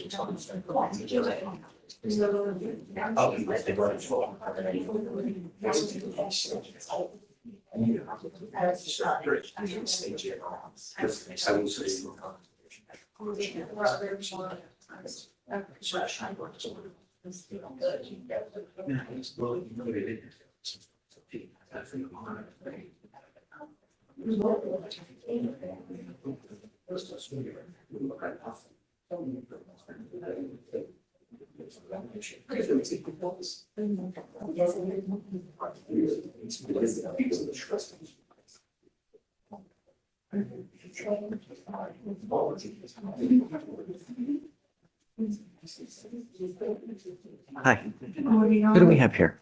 I have, I was assigned Mr. Weathersby. Okay. Lyndon Weathersby. Good morning, Mr. Weathersby. I got evidently I got assigned the case early this morning, but I never got a text or email from the MAC, so I'm gonna have to contact them to see what happened. Do you want to stay on or no? Yeah, I'm gonna stay on, but I just never, I mean, I was assigned to report today, but the reason why I'm just now showing up is because I never. Oh, I don't care. I'm glad that you came. There's no time. I'm glad that you came. But the only reason. Don't worry about it. In here, but I never got notified, so if I hadn't told me, then I would have never known. Hey, don't worry about it. We're glad that you made it. Okay, thank you. Yeah. All right. Good morning, Ms. Weathersby. So it appears that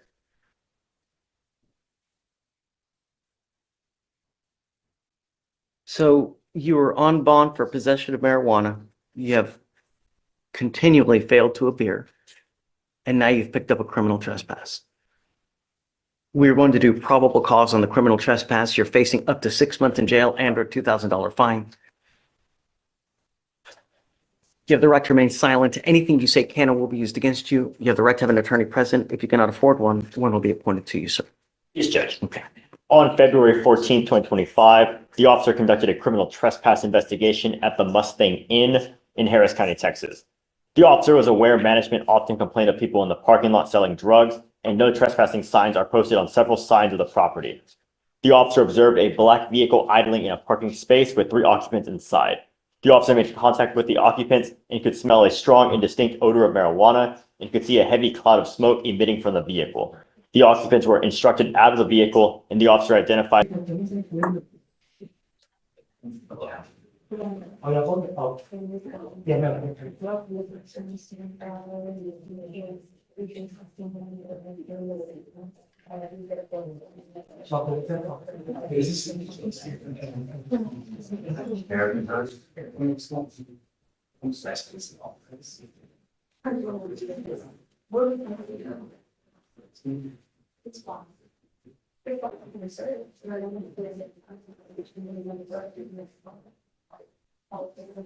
Okay. So, yeah, just let me know, and then I guess I can have. Let me know, otherwise let's postpone it until tomorrow. Okay. Okay, bye. Hi, you ready? I have a plea, Your Honor, and I just want to You are. get out of your hair. Oh, is this Mr. Johnson? Yes, sir. Okay, come on. Can I bring him up? Please. And also, Judge, someone was trying to sue me. It was rigged, Judge. Yeah, so I need to tell Morgan that we'll postpone the hearing until tomorrow morning, so I need Mr. D and Morgan. Okay. So, all right, good morning, Mr. Johnson. Mr. Johnson, you're charged with driving while intoxicated, first offense. It's elevated to a Class A misdemeanor because of the high blow, so you were facing up to a year in jail and or a $4,000 fine. You're also charged with failure to stop and give information on that one. You're facing up to 6 months in jail and or a $2,000 fine. You are making a lifetime decision today. You're making the decision where both of these cases are going on your record today. You need to understand that these will have severe consequences in the fact that if you get pulled over, an officer is going to see this. If they come up to your car and they smell alcohol, they smell weed, they smell anything funky, it's probably not going to go well. So don't give them the tools. You know what I mean? It's really easy with one button on a phone. $30 will take you anywhere you want to go with an Uber. It's so much easier, you know? You have to understand that what we're doing today, this proverbial slap on the wrist, I mean, from now on, you're facing a minimum of 90 days in jail on a DWI. Do you understand? All right. You're giving up many rights. You're giving up the right to a trial, right to compel witnesses to testify on behalf, confront and cross-examine your accusers. If you are not a citizen, there are possible immigration consequences. You can be deported, excluded from the country, denied naturalization under federal law, and give up the right to appeal. So once you plead guilty, it will go on your record. You can never take it off. This is what you want to do. How do you plead to the offense of both of the cases? I will find you guilty and I will sentence you on the DWI to 6 days in jail, credit for the 2 days that you've done. And on the failure to stop and give information, I will sentence you to 12 days in jail, credit for the 4 days that you've done. Should be 6 and 6.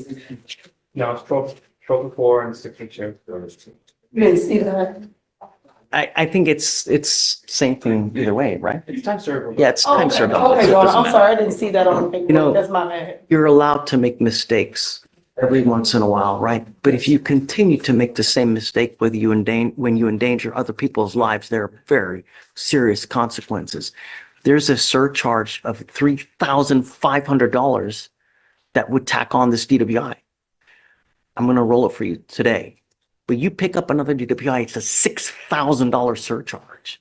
Get a clue. It's not hard. I am going to suspend your license for 90 days. Do not drive until you get a license, and good luck to you.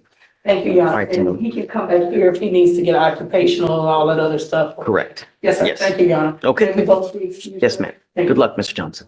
Oh, Let me just let them know. I'm going to put this on the record. of course. We needed the order for the ignition interlock to be taken off. I don't know. Once everything is signed, all of the papers, you can go over to 29, and they'll just need to see that your signature on Yeah. it, and everything, and they will send an email. Thank you. Thank you, Your Honor. Okay. Guys, please. All right.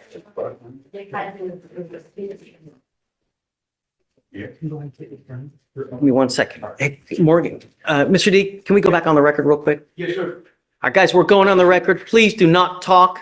If you need to talk, go outside.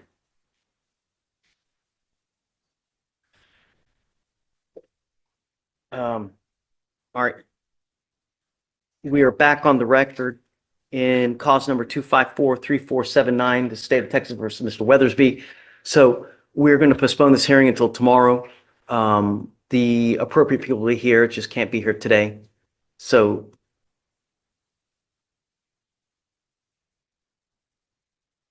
Sorry, Judge, I'm trying to do for the coordinator what you requested. we're going to postpone it till tomorrow morning, 9:30 in the morning. We can reconvene. We'll have the appropriate people here so we can find out exactly what the scope of the MAC is, what they can and can't do, and then we'll go from there. Yes, Okay? sir. All right. Thanks. Excuse me until tomorrow morning, 9:30. Off the record.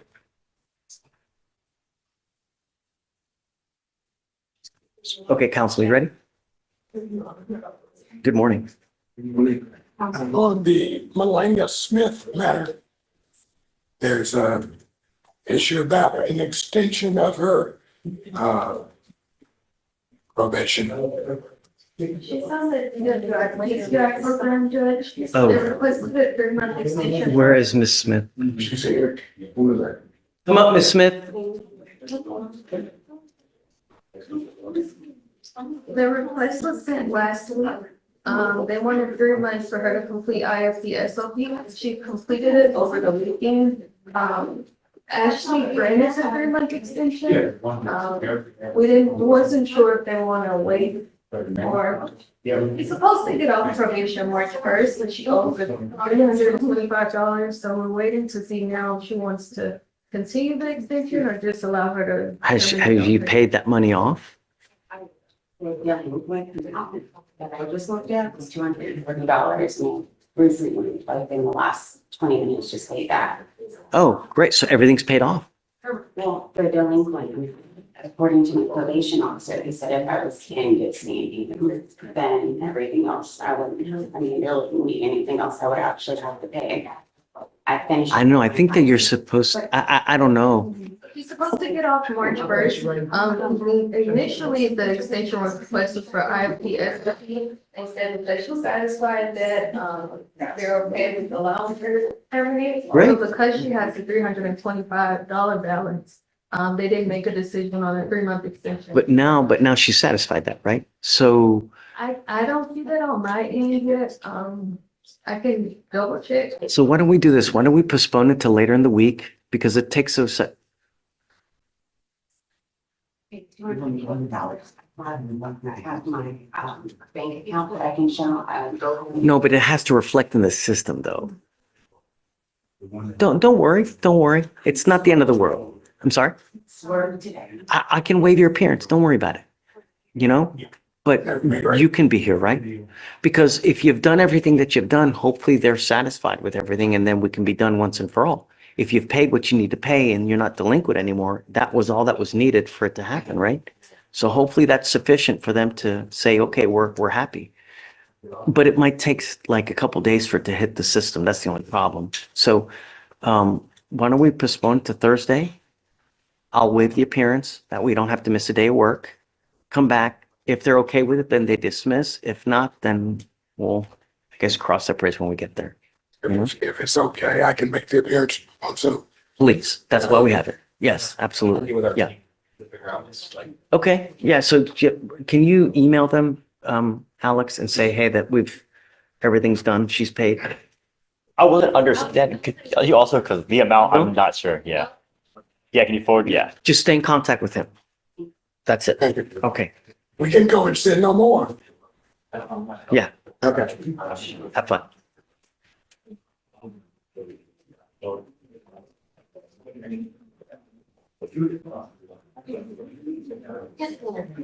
Judge, Tell me. if I may. Yeah. I guess for tomorrow, does client need to be here? Because. Well, I don't know. That's something I need to talk with Mr. D, whether he wants to do it, you know? Well, for the scope of the hearing, it seemed like it moved. I was asked to approach for client's desire to have new counsel on the case, which was why I was approaching with Mr. Dixon. He indicated he wasn't withdrawing, but that client could attest to the court that he did not want Mr. Dixon as counsel anymore. We didn't get there. We're obviously happy to appoint at any point if that's what ends up happening. No, I mean, I want to go because I think that now we have more issues that need to be addressed to see what the scope is and what can and can't happen. I mean, because that's, When I see somebody floundering in need in court and they're like trying to get attention of an appointed attorney that we have appointed with the MAC and they're asking for help, I'm not going to stand by and watch that. look, I don't want to do this now. But for tomorrow, it doesn't sound like client has to be here tomorrow. Does he need to be here tomorrow? Because Let me talk with Mr. D because Mr. D is representing him and then I'll find out.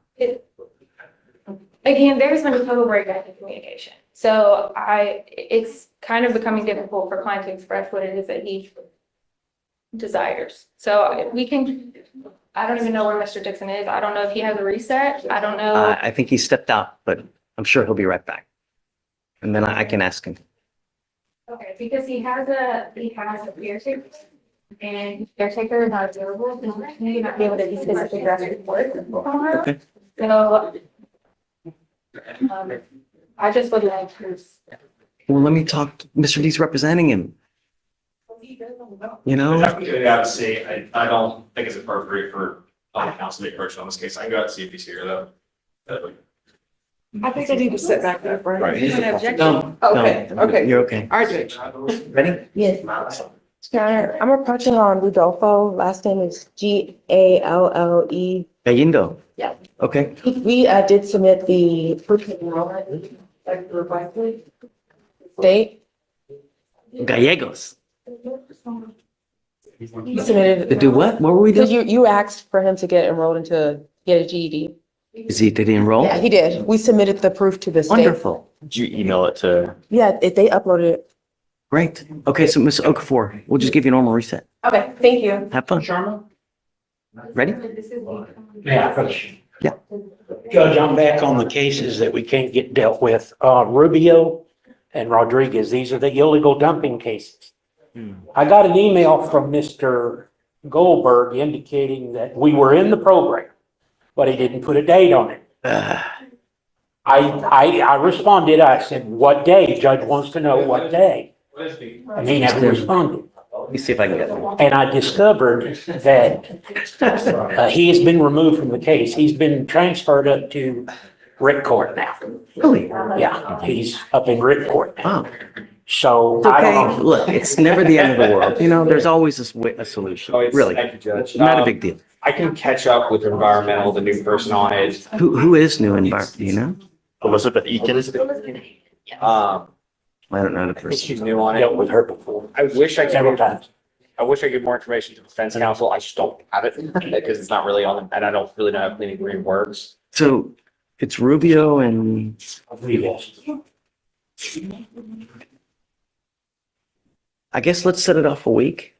And that's, Are you okay with that? Could we waive their appearance? They've been here every time, Judge, and I'm it's- okay with it. they're losing pay and it's my fault. So Yeah, it's okay. Thank you. About it. So, and then hopefully by then we'll if we can get a date. if I can- I'll contact her because I've had her on other cases. I Okay. think I've got her email, so I'll contact her. Find out what he has actually done, because if the court would like to take the time, I have the email where he told me. I have enough drama. Everything's good, but he didn't put a date. I have enough drama. I don't need. I know, Judge. I know, Judge. Just see you in a week. I understand your position. Judge, there seemed to be an issue with the client coming to court tomorrow. I don't know if his appearance is required, I but can what wait. we want to talk It's not a about. big deal. And he wanted me to also address whether or not you would give him another lawyer. I told him that you have a right to request that. What's going on? Yes, I just would like to request another lawyer. The problem is though, is that, you know, if I give you another lawyer, is the same thing gonna happen? I don't, you know, No, we didn't do it. We didn't try it yet, so you can't say that's what's gonna happen. I don't like get into these things with people because most of the time people are compliant with federal law. they have their way of doing things, right? Exactly, I understand. And so when you start getting into federal law, this and that, it may become an issue. And that's, When people come to your court, do you care whether they respect what you're saying or not? No, they just have to follow the order.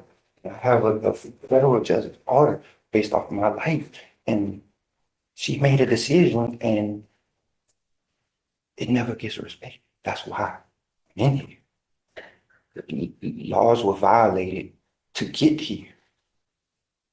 And I'm a person too. A federal Judge Carolyn Beers, this is her decision. That I heard. what is he alluding to, Mr. D, about this federal decision that? I have the paperwork. I can show you. I tried to give it to you last time and you said you couldn't accept it, but I have it. I can go get it. for I you. don't get involved with the minutia I of, understand, but it's your courtroom and you're responsible for the court procedures. So I just don't want you and your court to get in trouble because, but I can show you, or I can show him. No, But I'm not talking to the prosecutor, sir. You can't do that. So my only issues is understand that if I give you another lawyer now, Yes. right, if we end up in the same No. issue. You have my word because it's gonna be better communication. Okay, so let's, Vic, let's go ahead and reappoint. Okay. I still want to go through the hearing though tomorrow though. So I will waive your appearance for tomorrow. You don't have to appear tomorrow, but you have to meet with a new lawyer now so that you can get the information, so you can get together with whoever that person is. And then I want to continue this hearing tomorrow. Am I supposed to be here? Chris? Yes, yeah, because you were the one who's privy to this whole thing, right? I've just informed you. I understand, but I don't think that she understands what the scope of everything is, and I want to get to that. Yes, sir. Okay. All right, so just go ahead, take a seat. I'm going to appoint you to someone else now. And can I say something about that? Don't. Just, you have the right to remain silent. Exercise that right. Yeah. Mr. Riggs here. Okay. Okay, on your docket, criminal mischief and failure to ID judge, and he is pleading on both. Okay.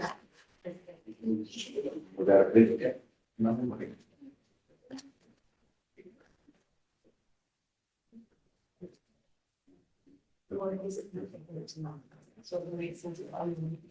morning, Mr. Riggs. Mr. Riggs, you're charged with criminal mischief and failure to identify oneself as a fugitive from justice. So on the mischief, you're facing up to 6 months in jail and or a $2,000 fine. On I got a whole new one. And I even sort of do like, so put it on a new one. It was too tight. And I went back to like, you must charge the thing every. It was because like it makes like a sound when you plug it in. It says charging begun, and then when you unplug it, it says charging has stopped. And then I called like 2 days before the 10th, the 7th or the 8th, and I told him like it's not making the noise no more. So I wouldn't know if it was charging or not charging or dead or nothing. It wouldn't talk to me no more. I don't want any more issues. Sure. We have any more issues, you and I will have problems. Do you understand? It is your responsibility. No more. Sure. All right, take a seat for me. I'll continue it, Rick. Any more? It That's, was do originally on March 6th, as one percent. you want to keep March 6th? Yes, Judge, we'll keep that date. Okay, is discovery complete? Yes, Judge. Discovery complete. Put an offer on the case? There's a time served offer. There is now? Time served, okay. I had people working on making it for. I'll discuss Well, with, they may be working on a mitigation, but. All right, Rick, it's in you. We'll see you March 9th, okay? that'd be fine, Judge. Thank you. All right, friend, or 6th, sorry. Yes, that's correct. Thank you, Judge. All right, Ben. Hang tight. Have fun. Okay, you ready? Judge, Hey. we're approaching on Heather Baker. Okay, is this Miss Baker? This is Baker. Okay. Hi, Day. Judge, What's up, man? it's a long one. Yeah, I feel your pain.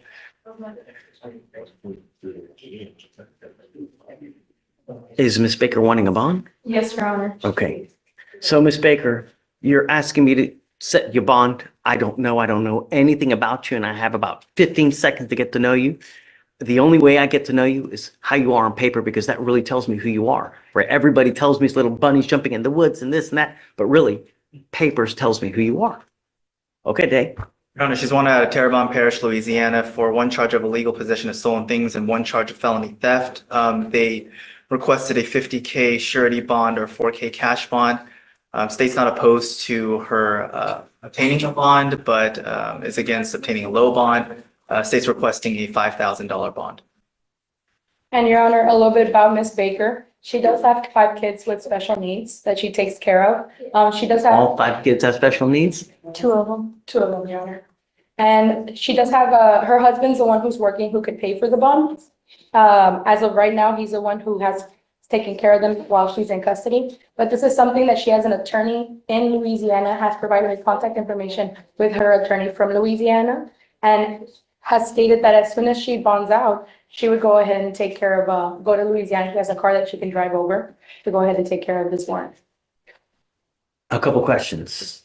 How old is the warrant? January 27th, a little under a month ago. But unfortunately, that's the limit of the information I'm able to get because Terrebonne Parish is closed for President's Day. So I called their DA's office. Nobody's there, and the sheriff's office Must be is nice. the sheriff's office is limited in what information they can. Any criminal history? No, Judge. Okay. I'll give you bond. But you have to understand, like, we don't play games. You get one shot. You're old enough to know that actions have consequences. If you fail to act, if you fail to go turn yourself in, then I'm going to revoke the bond. I'm going to set it at 0. You won't get another one. Yeah. You understand? So what amount? Your Honor, we would ask for 2,500. State stands at 5. All right. So I'll split it. 3750. Yes, Judge. Okay. Understand though that because you're wanted out of another jurisdiction, you're deemed an inherent flight risk. So you're probably going to have to pony up, most, if not all of it. So we expect you from the day of your release. You have 2 weeks to go turn yourself in. Don't wait until the last day because as Murphy's Law dictates, what can happen will happen. I don't care if you're abducted by aliens, a flat tire, it don't matter. If you don't go within the 2 weeks, a nationwide warrant for your arrest will issue, and I'm going to set it at 0. You understand? Okay. All right. So 3750. Good luck, Ms. Baker. Okay. Do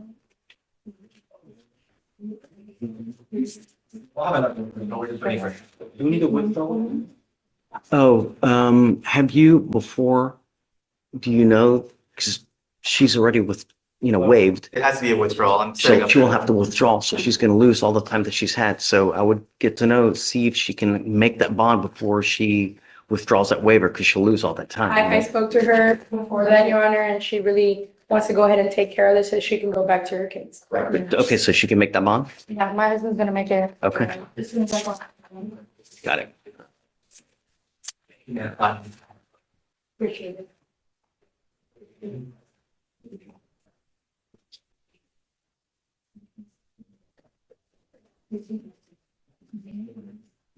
Okay, 142. Hey, did you appoint him earlier? I did, but it's not 8-1, slider does. It's not you. Okay, guys, thank you. And Your Honor, she would sign it over here? Yeah, Bring it out. Dave, you got the withdrawal? Not the withdrawal. I'm doing the reset first because that's something that the defendant Do has you to generate the withdrawal too? I do too, but that one only the council has to. Printing it out first right now. Unless my computer doesn't want to do it. I always have issues with technologies. Yeah. It's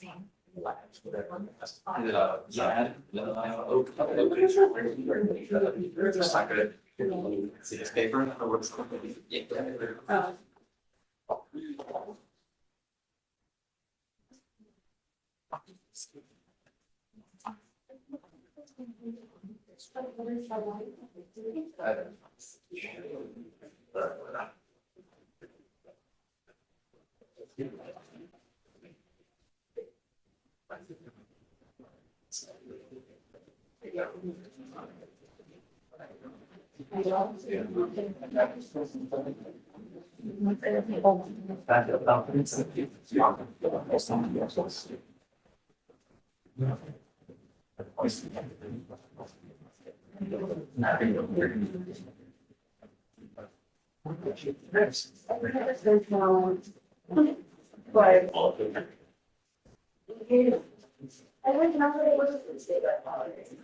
So, hey, Vic, on,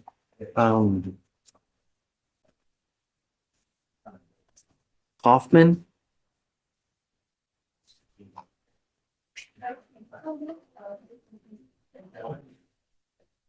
Okay, last point. 5,002 on both.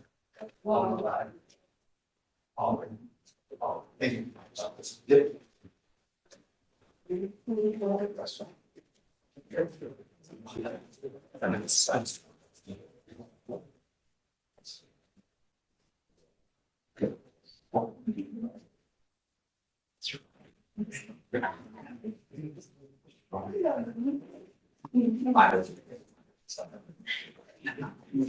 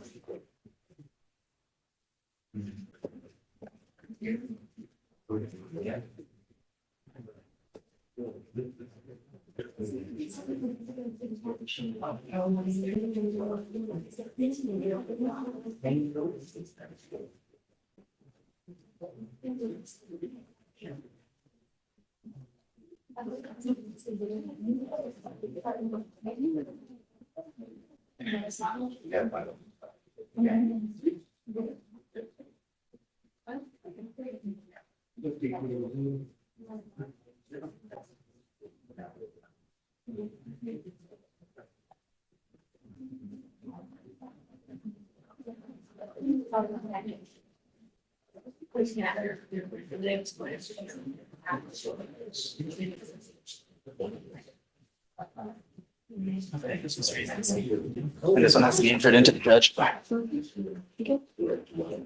And this is pretty much expense if you are reading your extradition. Yeah. Don't y'all. She doesn't have to sign that one. It's just you and judge. Oh,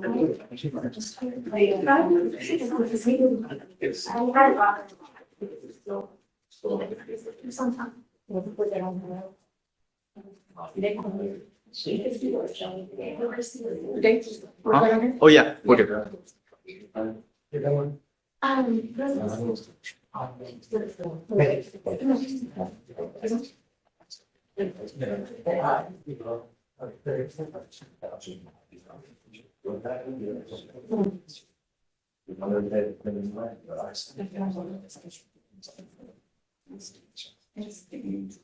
Hey. Good morning, Judge. Ahora sí, por favor, conteste todo a voz alta. Permíteme un segundo.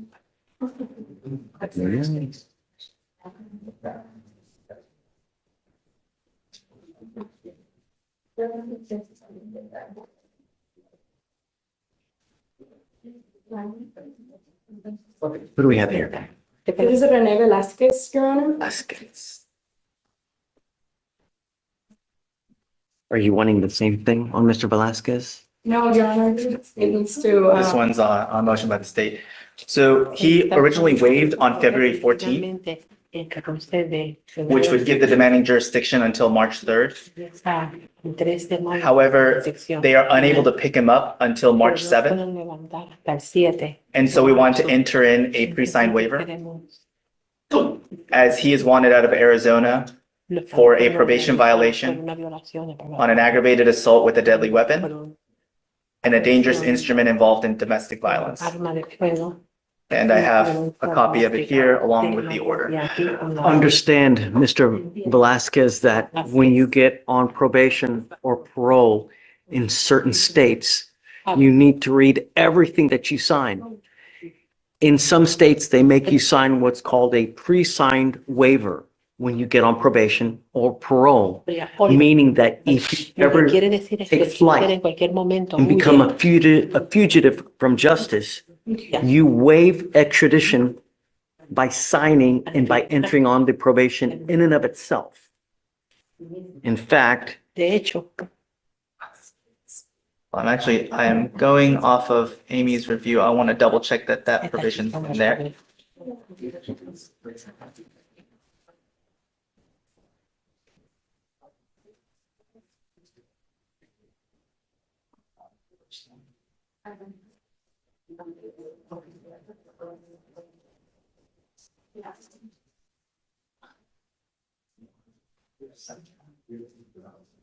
I think she only printed out the first one. I'm double checking the.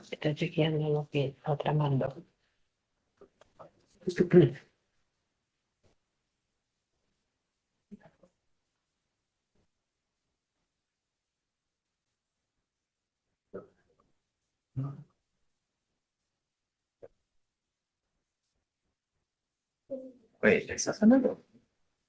I don't see it. I don't see it either. Was she trying to figure out if this is an interstate compact? Actually, may I have a see moment, it. Judge? May I have a moment to review? And unless it carries a term of life. No, I don't know if she meant for this to be under the interstate compact. May I have a chance to review it? Yeah, take your time. Thank you, Judge. I'm gonna need a second.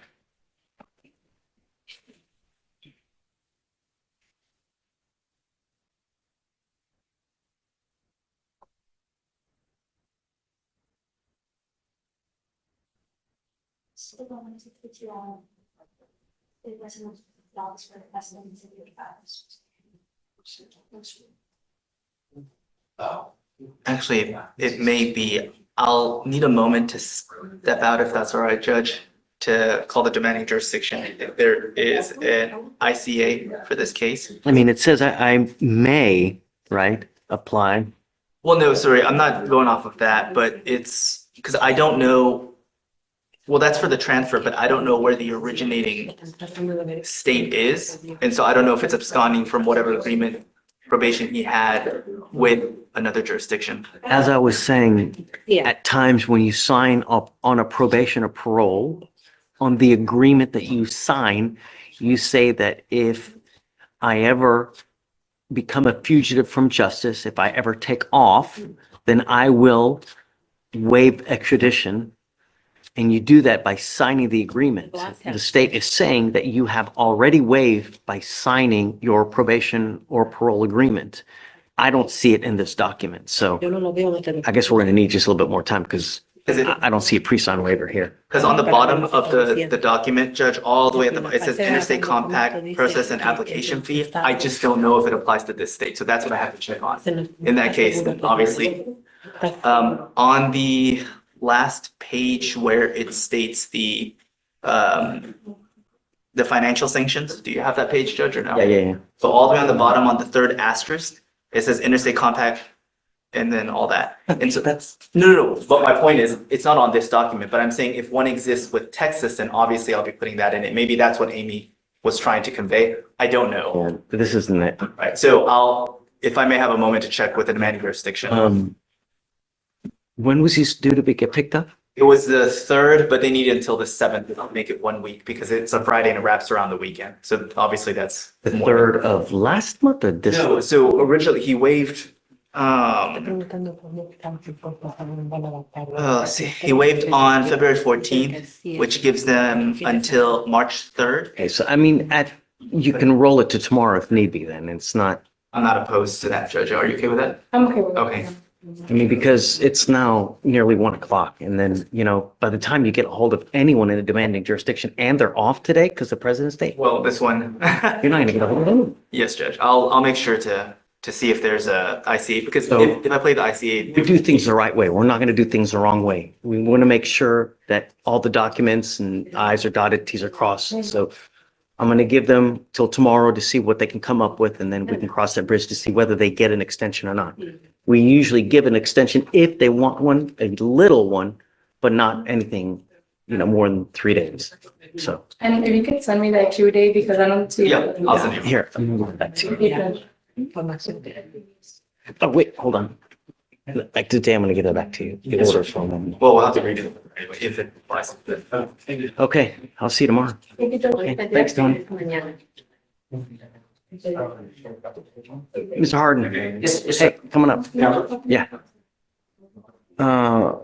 I did see your email just briefly, and I'll be happy to I think I can solve this fairly easily. As far as my understanding is what the max roll is, what it isn't, when it deals with relating to clients. I want to continue this on the record though, because I want to make sure that everybody has a good understanding and that just because it's a big issue, at least, the role and the nature of the role, what you can and can't do, it's big, and I don't think that, I don't take it lightly, and I get things want to get done the right way, but it's still a process, That's why I want to So prioritize can it, we? because I know Dixon's here, one's here, so I'll be happy to answer any I questions. don't have a Put anything on the reporter though. record whenever. I don't have a reporter. Ramona's gone and it's 1 o'clock and I don't want to ask someone now. So Let's talk about what made today legally significant. First, probable cause. One defendant walked free today despite blowing nearly twice the legal limit because the traffic stop lacked a proper legal foundation. The Fourth Amendment doesn't care how guilty you look. It cares whether the government followed the rules to get there. Second, Drug testing science entered the courtroom in a serious way. An attorney presented findings from a toxicologist challenging whether a private lab called AEL was correctly reporting positive methamphetamine results. 2 federal class action lawsuits in separate states suggest this lab's methods are under real scrutiny. Under the Sixth Amendment's Confrontation Clause, defendants have the right to challenge the science used against them. And today, we saw that right exercised at a high level. Third, plea bargains. The majority of cases resolved today weren't tried. They were negotiated. Roughly 97% of criminal convictions in America end in a plea deal, not a verdict. What you saw today is the reality of the American criminal system. Judges, prosecutors, and defense attorneys working out resolutions case by case, often in minutes. And throughout all of it, Judge Fleischer did something that doesn't always happen in courtrooms. She talked to defendants like human beings. She connected a homeless man with job resources. She warned a young DWI offender about a $3,000 state surcharge few people know exists. She gave a teenager credit for enrolling in school. The Sixth Amendment guarantees counsel. The Fourth guarantees protection from unlawful searches. The 14th guarantees equal protection. Today you watched all 3 in action. If this gave you a better understanding of how American courts really work, share it. And subscribe, because there's a lot more of this coming.